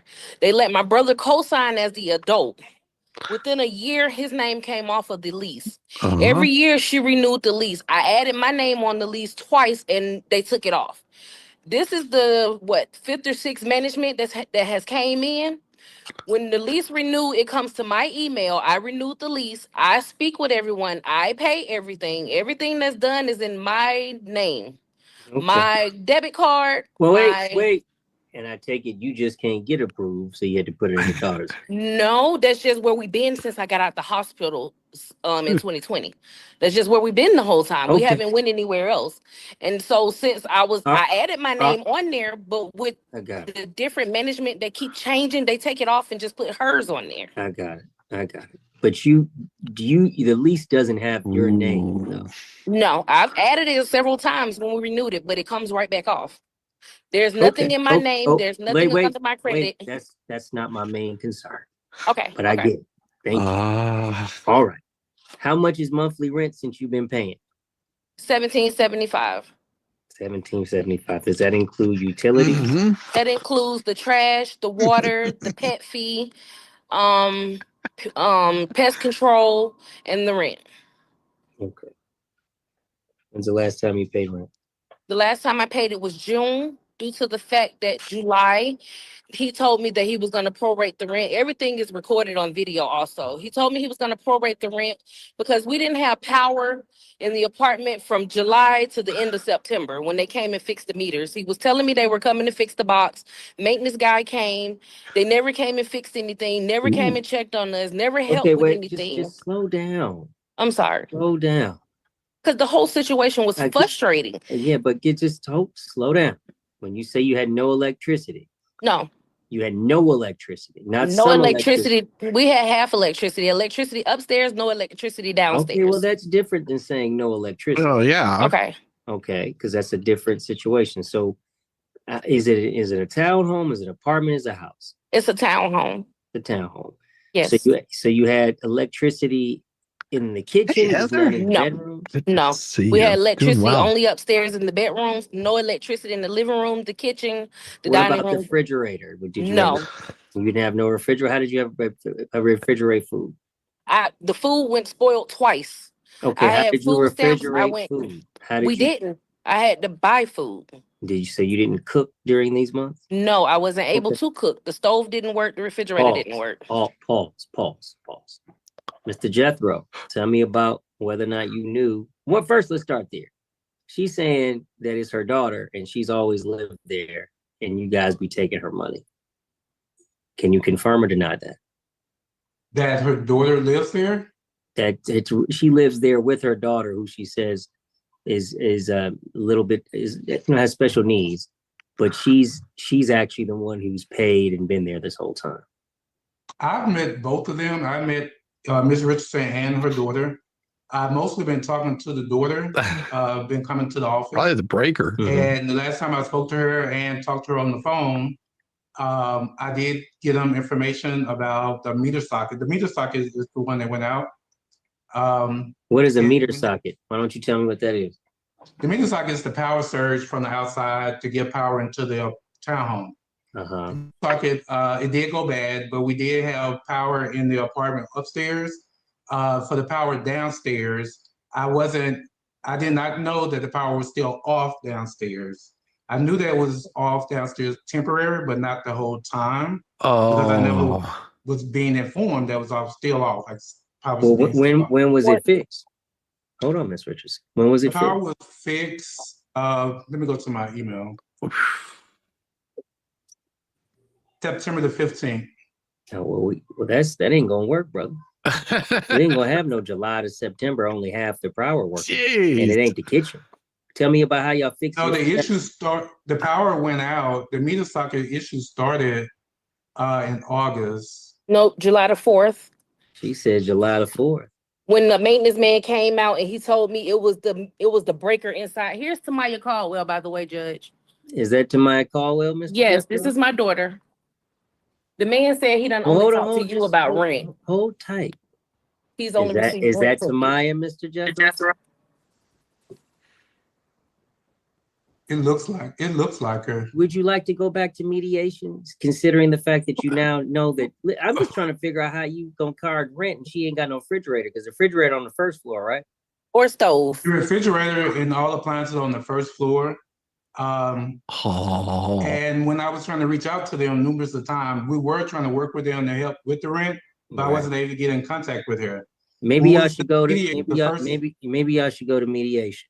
I do have all the proof of everything recorded got with me it. walking got in the office, phone calls on my line and everything. I have an iPhone. Of course, iPhones record I have an everything. iPhone. Mr. Jethro, do you want to do the mediation now that Miss Oh. what's the name's there? Because I mean, I'm not Miss telling you what to Fleasa. do, but I'm just I do saying. understand. I'm just telling you, brother. If you ain't got no refrigerator, it's not a habitable property. So Yeah. it's just simple. I'm just telling you from the get go, before I make any other rulings.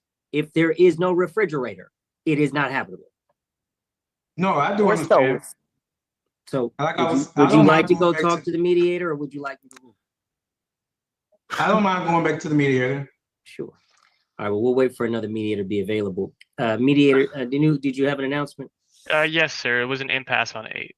All right. Well, we've got a new case that you can take up unless you got somebody in queue. If you would mind moving them to the breakout room, I've got to re-meet with Ms. Powell to discuss the last one. All right. We'll get you in. Hey, Judge, I have a question. Uh-huh. So Maya's coming into work. Is it okay? Does she need to be in the mediation with us? I think so. I think it would be important. Well, and here's the thing, Stephen. You know, this is a big deal because it is not the responsibility of the tenant to run a power cable down and plug in. It is not the responsibility at all. I mean, for me, I would probably run an extension cord so I had a fridge. Now the stove, that's going to be a different story because that's going to be running off of a 220, and you ain't going to be plugging that 220 anywhere else except for a dryer outlet. I don't think that it's going to be running off of 110. So yeah, they're sort of screwed on that. I mean, yeah, you got a fridge, but you can't even get the stove working. And why should you have to be suffering and paying rent on a place that's uninhabitable? Yeah, that's pretty screwed up. Emma Washington with the mug rate and the $2 super chat. Please help. Thank you so much. I appreciate you. And welcome, mug raiders. Yeah, he's got a tiny head. He's got a very tiny head. Do so. Okay. Okay. Oh. Just tell them that you've got a hearing and you'll be there shortly. It shouldn't take too long. All right. You guys are already under oath. Jethro and Richardson. Just unmute for me. Look at that. Oh boy. You guys reached an agreement. Let me tell you what it said. Excuse me. It says the parties agree that plaintiff is entitled to a writ of possession and judgment against defendant in the amount of $3,500. Actually, Richardson has appeared and is added to as a party to this case and has agreed to pay landlord $3,500 by October 31st, 2025 at 5 p.m. The payment amount of $3,500 reflects the reduction from past due rent balance of $7,500. If tenant timely pay, they may remain on the property. If tenant fails to timely pay, landlord is entitled to immediate writ of possession and monetary judgment of $3,500. And that money judgment will be against, I guess, both parties, Richardson and Caldwell. Are these the terms? But I see Richards. Yeah, it looks like the mediator got it really good. And somebody was saying that her forehead is very large. Well, I got something for you. You think her forehead was large? It was, how would you put it? Would you say huge? Would you say huge? Would you say huge? I got something for you. Oh, this is going to be fun. This is going to be fun. Here you go. Hey, fuckers. I just got a comment from someone named Andrew saying that my forehead is huge. H-U-G-E, capital letters. Let's check, shall we? Here we go. Put that there. And you know what? We'll just give you a little extra. Just for fun. Let's lock it in. Turn it around. Oh! Oh! 2.5 inches, huh? 2.5 inches, Andrew. Let her sticky with That it. is what you consider huge. I just want everyone to know that you, Andrew, consider 2.5 inches huge. Capital H-U-G-E. Zoom in there.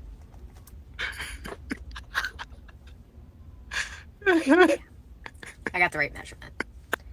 It's 2.5. All right, something to think about.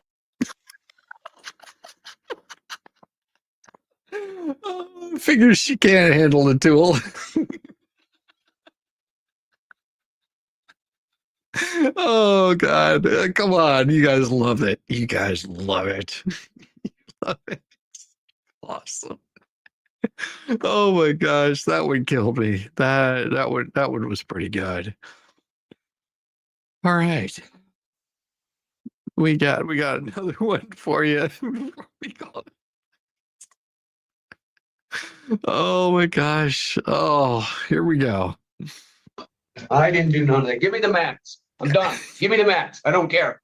Give me the max. I will prove to you this whole courtroom. This is People versus Dean Jacob DeMambro. The file number is 25-14039 FH. Appearances from counsel, please. Joanna Carey for the people. I'm Jeff Harrison. I'm here on behalf of Mr. DeMambro. I apologize. Thank you.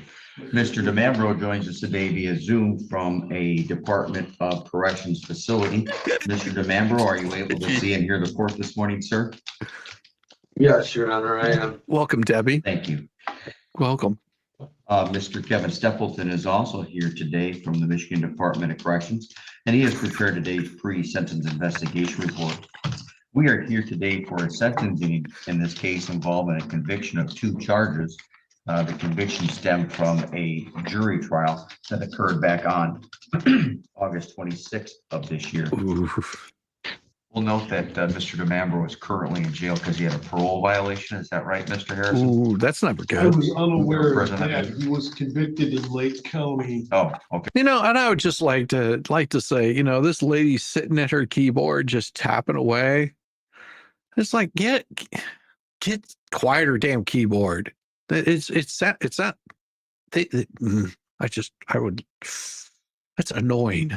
It's annoying. I mean, I still have a clicky keyboard is what they call it. But I try to be quiet. She's just, it sounds like she's got a paper bag she's eating off out of. It was in another. Yes. July 1st. Thank you. I'm sorry. That's. Yeah, it's this lady right here. This lady right here. She's got the noisiest damn keyboard. It is noisy as hell. Court reporters shouldn't be louder than the judge. Correct. So that's why the pretrial credit only ran from February 20th. Right, July 1st. Excuse me. Thank you. For all of those reasons, Your Honor, I would encourage the court to craft a sentence that does not unduly extend his stay in prison on the Lake County case. Thank you. Thank you. Mr. Nate Carnes, the Chief Assistant Prosecuting Attorney, is now joining us in replacing Ms. Carey. It's his file. I know he was running a bit late due to an auto issue on the way to the office. Mr. Carnes, if you have any amendments, questions, objections to make to the content of the report? No, Your Honor. Allocution on behalf of the people, then, sir? Yes, Your Honor.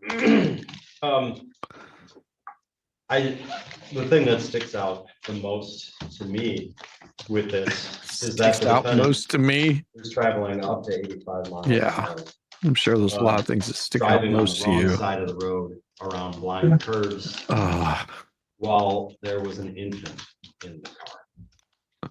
That's very disturbing to the people. And I heard most of what Mr. Harrison said. Yes, the defendant has high guidelines because of his priors, and this isn't his first plea and elude. This is extremely dangerous behavior that the defendant was found guilty of. I would urge the court to issue a sentence towards the top of the guidelines here. And I'd recommend a sentence. I'm gonna email this. Thank you. Mr. DeMambro, you have the right to make a statement if you choose to do so. I do recognize that you pled not guilty and were convicted at a trial. Is there anything you wish to say at this time, sir? Yeah, I'm quite confused, as I have been this whole time. I'm quite confused. It's hard for me, Your Honor. I'm trying to take your position as well as everybody else's, and I understand that there was a verdict reached. And I'm trying to be respectful to everybody, because I understand the process and I understand what's happened, and everybody has a job to do. I totally understand that. But what bothers me, okay, if I were one of them jurors that made that decision that day, okay, I would want to know everything regarding the case. Okay, I would want to know everything. And if them jurors were aware of everything regarding this case, that verdict would not have been reached, because that officer is lying over and over. And I don't have to prove that. He's done it himself by his own testimony. And it was all hid from the jurors. And it's just hard for me to humbly sit here and, you know, I'm so mentally exhausted, Your Honor, that I want this to be over with, but it's hard for me to just bite the bullet and just take something when I know it's not true. Oh boy. And I mean, I can say that wholeheartedly. If you look at my past, my record, I haven't done, when I've been in trouble, you know, yes, I've tried to get a good plea, but I've never taken it to this extreme. You know, this is, you know, Your Honor, I was offered a misdemeanor on this case, and I didn't take it. That should tell you my sincerity in what I'm trying to tell you. Oh boy. And I don't know what else to say. I just, if there's any way, like I said, I understand you all have a job. That's hard for him to sit. Okay.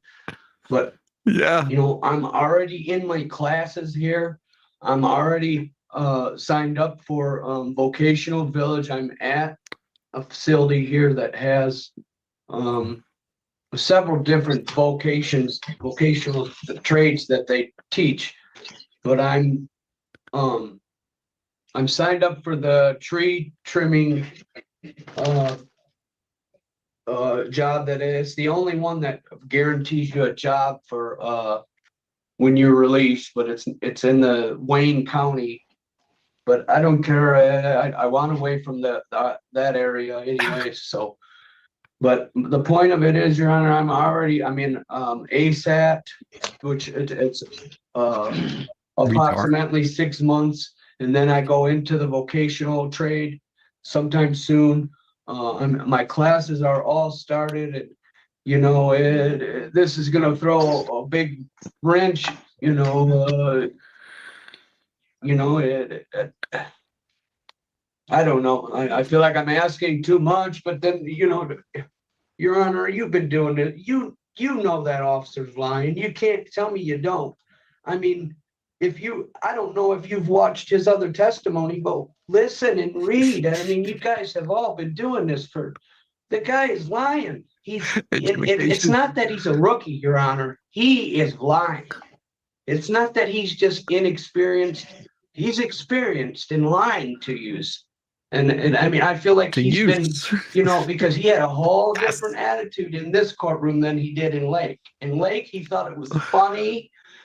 He laughed as he lied, smirked. Oh, Debbie Baker. You know, and it was like intentional. But up here, he tried to act more professional and more, you know, I feel because of the difference in the courtroom. I believe he, you know, I don't know. I can sit and, you know, come up with all the reasons, but I know yeah, I bet you can. That the man's not telling the truth.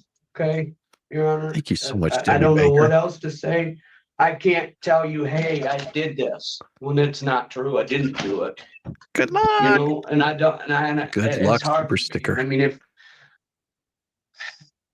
I just want it to be over with. If there's any way that we can give me what I have and just be over with, I'll take it as, you know. I'm going to try, no matter what you do today, Your Honor, I'm going to try to learn from this so that I can change my life and stop being the person I was yesterday, the day before, and be a new me and get out and be successful, because I'm not a stupid person and I'm not what my PSI says. I am capable of better things than this. And you know, it's embarrassing for me to be sitting here in front of you, even though the circumstances and everything.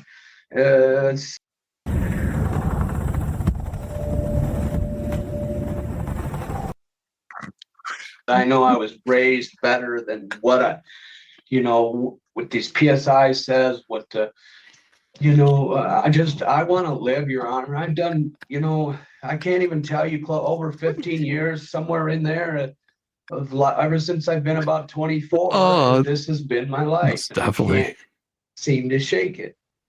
No! My eyes. Please have mercy on the situation. And understand that I'm being sincere. I'm not up here trying to pull your chain. You're a very smart man. I can tell it, and I can tell you're very, very good at what you do. I'm sad. Just take everything into consideration, please, Your Honor. I already have, everything in here except for your ERD, which is 2/20, I think, of 27. And everything's already started, Please take that into consideration. That's all I have to say. All right. Thank you. There will be. Order of court this morning is a 40-year-old man who has had a long history with controlled substances for about 25, 26 years. He has mixed failures and successes at rehab over the last, in and out of rehab programs for the last 25 years. The defendant's prior criminal history is impressive in a negative way. It started out with some juvenile issues back in '96. Looks like he got probation. He was off for about a year before he picked up his first set of charges as an adult. But that one was dismissed. So then he made it a couple years, and he picked up another case. Now in case 22 of 31, back in 2001, the defendant absconded from probation in the it's over the counter drugs that you're not getting over the counter. Substances that are controlled by pharmacies and such. It just depends. Like marijuana would be, in certain states, could be considered a controlled substance. Cocaine, heroin, methamphetamines, all of those kinds of things are what they consider controlled substances. Fentanyl, although they still have versions of those kinds of drugs that you can get prescribed. That, not that somebody's going to prescribe heroin to you, but that is a drug that doctors can use. That would be a controlled substance. I haven't been here for a month or more. Mental health has been crap. It's nice to come back for some laughs. Well, we enjoy having you around for some laughs. In Portland, legal. Sometimes they are, Calvin. Sometimes, yeah. No, it's controlled substances are drugs that you're not supposed to be having without a prescription. Midst of it, had probation violations, numerous violations, and numerous warrants. In fact, he only made it about 6 months between the date of sentence and the next case that he picked up back in 2001. In fact, he had multiple convictions. It's not merely that he had probation violations, but he had probation violations that resulted in convictions. Shake it at the judge. Shake his income. Only within a couple more months did he pick up number 4 of 31. I'm sorry, that one. Oh, you know what? I'm sorry. That one was dismissed, so I disregard that. But he picked up number 5 of 31 while on probation. Number 6 of 31 while on probation. In fact, it's only 7 days after the one prior. It looks like he made it about 6 months before he picked up yet another violation of that same probation when he picked up 7 of 31. And then he did the same thing when he picked up 8 of 31, and that was all on probation. He made it a couple months before he picked up 9 of 31. And that's why it's a controlled substance. I mean, they use it because of its effectiveness. It's a very effective drug, and that's why they use it. Yeah, this man's record speaks for itself. He hasn't learned any lessons. No, not at all. a couple, I mean, literally about. Welcome, 2 Rob. You and welcome to Lurk. 2 months We have and 1 fun week here. before he picked up the next one while on probation. Number 10 of 31 occurred while on probation. In fact, that occurred only 11 days after 9 of 31. Jeez. Doing terrible on probation. In fact, then he picked up 11 of 31. 11. Actually, while on probation and while on bond for the other cases. Oh, Jesus. 12/31 occurred 2 months after number 11, and he was still on probation. So, yeah, it's like the 9th case while he was on probation for number 2 of 31. Then it continues. Wow. 13 of 41. Looks like he had just been off of probation, but only for about 41. a month. 5 months. 41 against him. 14 of 21 came 21 reckless driving. He it just goes It's on. the Lake County convictions, not. Yeah. It's but I'll say on. Do not talk again. You had your opportunity, Okay. officer, not telling the truth, which I don't. The girl was in the car with the child and his ID. And he tends to run away. He tends to abscond. He tends to flee and elude. He tends to resist arrest. She's admitted it wasn't me. Stop talking. Do not talk again. You had your opportunity. Oh my, that's Yes, crazy. sir. Yeah. It was 15 minutes of him And we talking have about all the 2 horrible jury stuff. trials, which means 24 independent people 24 who I cannot challenge and will not challenge have all found you guilty beyond a reasonable doubt. Wow. But Judge, So, you're all wrong. There is no confusion for this court. You fled and eluded police officers, something that, by the way, you have a tendency to do. Yeah. You resisted arrest. You resisted arrest, which is something you have a tendency to do. You violated parole. Well, you violate parole almost all the time. You violate probation and bond in almost every single one of your convictions, which I think were approximately 25 convictions over the last 25 years. 25. That's In one and a out of year. jail, on and off of probation, on and off of bond, on and off of parole, in and out of prison, constant. And a jury conviction. I guess MG is No. streaming tonight. Probably not. I don't Probably think not. there's I any don't know. part I of your can story look. that's true. And I can follow this route. Snookum Road down in Lake No, County. he's not You streaming take tonight. a left, start heading down toward Wexford County. You cross 33 Road, 48.5 Road. And we're and off this the I didn't intersection. do none of that. I didn't do none of that. Give me the max. I'm done. Give me the max. I don't care. Give me the max. I will prove to you this whole courtroom. Dean DeMambro didn't do this. And y'all know it. You're all lying. You're all in on it. Every one of you, Judge, you're full of crap. And you know it. You sat there and watched that man lie. I would encourage the court. Yeah. to just- Whatever. I- Fuck no, no. yous. Eat shit. You're all pieces of shit. I don't give a Mr. fuck. Fuck Harrison, off. I appreciate you trying to help your client. I he was do. really But calm you there. can't help that. He ended the call. Oh. No, it's okay, Mr. Harrison. I know what you're gonna say. You're trying your best. You can't fix that. It's okay. Oh. I'm not angry at you, Mr. Harrison. I'm not I upset. understand. You're doing your best you can. I hadn't even gotten to the sentence. Oh. Jesus. I tell you, it was less than what I came in with. Oh, that's good. Okay. This morning Here's after what we're late going night to do. streaming. The defendant has a right to be present in the courtroom, and I don't feel comfortable. Welcome sentencing the back. defendant. Welcome Without back. him Welcome being back. present. Welcome back. We will adjourn sentencing. This court will issue a writ to have him physically brought to the courtroom. Ooh. The court will also add to this a contempt of court charge and find that he has left. Court will hereby sentences the defendant to 90 days. At 90 days, because he's currently serving in a prison. will Extra run 90 consecutive days. To whatever sentence he is No. currently serving. But you cannot fix stupid. Then we will bring him in here for sentencing.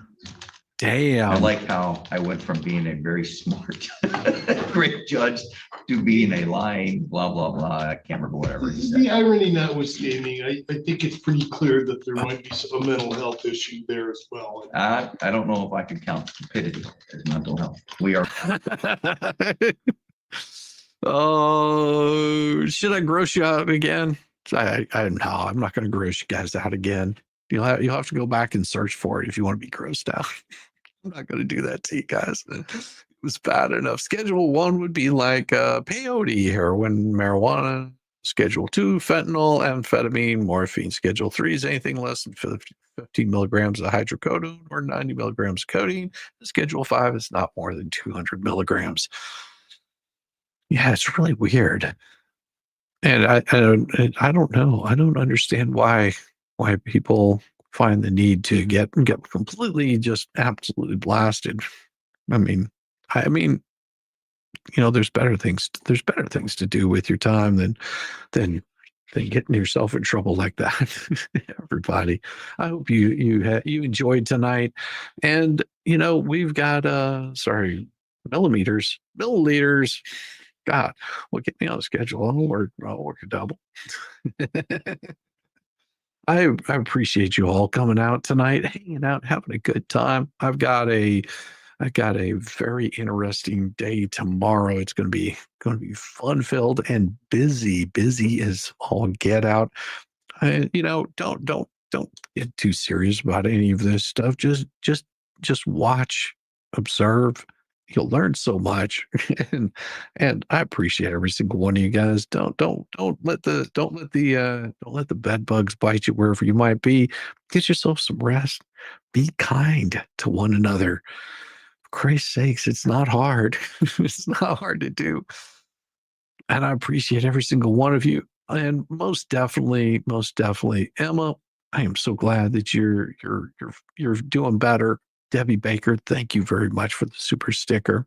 Emma Washington with the mug raid, and Knock It Offler with the hey Shizzy, maybe not with the $100 super chat. Thank you very much again, and I hope it drives them absolutely up the wall over there, especially whenever they see that you also gifted 20 memberships. And I thought I saw a super sticker in there. I know that you gave a super sticker, and where did it go? It was there. Huh. Crazy. Because I saw the super sticker and it did come in. Yeah, there it is. Yeah, the super sticker. Okay. I'm losing my mind. That's what's happening. Thank you guys so much. And Stinky Wishy with the 1 gifted membership. Thank you so much. I do appreciate it. It really does help the channel. And you guys, your support has been absolutely unbelievable, especially going into, man, we're coming up on November. And that means I'm gonna have to do if I get this thing to 10K before Christmas, I'm gonna have to do a long stream. Just maybe I'll do like a 10-hour stream or something like that. That'll just be bring in a whole bunch of guests and have a little bit of fun, play some games, and just general screw around. I don't know. I haven't done a long stream in a long time. It's been probably a year or so since I've done a really long one. No, I'm not doing a 12-hour stream. I think the last time I did a 12-hour stream, that was a lot. But yeah, I might be able to pull off a 10-hour stream, get some cool people to come on here and just have a little bit of fun, play some music, just get all the music happening that we've done over the past year. Oh, my computer is built. It is sitting right over here looking at me going, I am in great shape.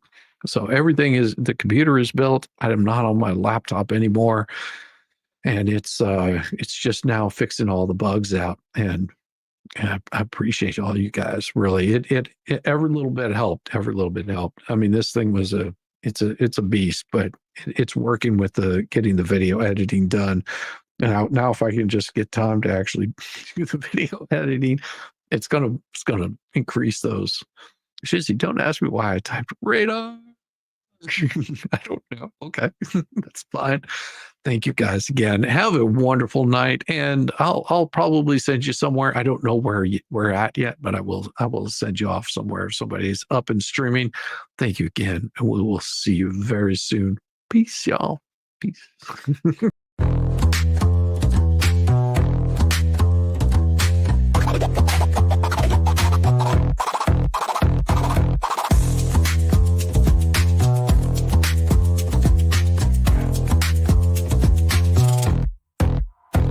Oh, you thought I was done, bless your heart, but I'm still living rent-free, it's a work of art. Call me daddy, call me nut, call me the goat. You're paddling upstream while I'm running this boat. You say, I don't care, yet you're glued to the screen. Caught up in my glow while you stay unseen. Your shade's like a breeze, it's barely a draft. Meanwhile, I'm the Picasso of roasting your ass. You say you're over me, oh how cute, but here I am, still the star of your loop. You're my biggest fans, don't even deny. So grab some popcorn when daddy goes live.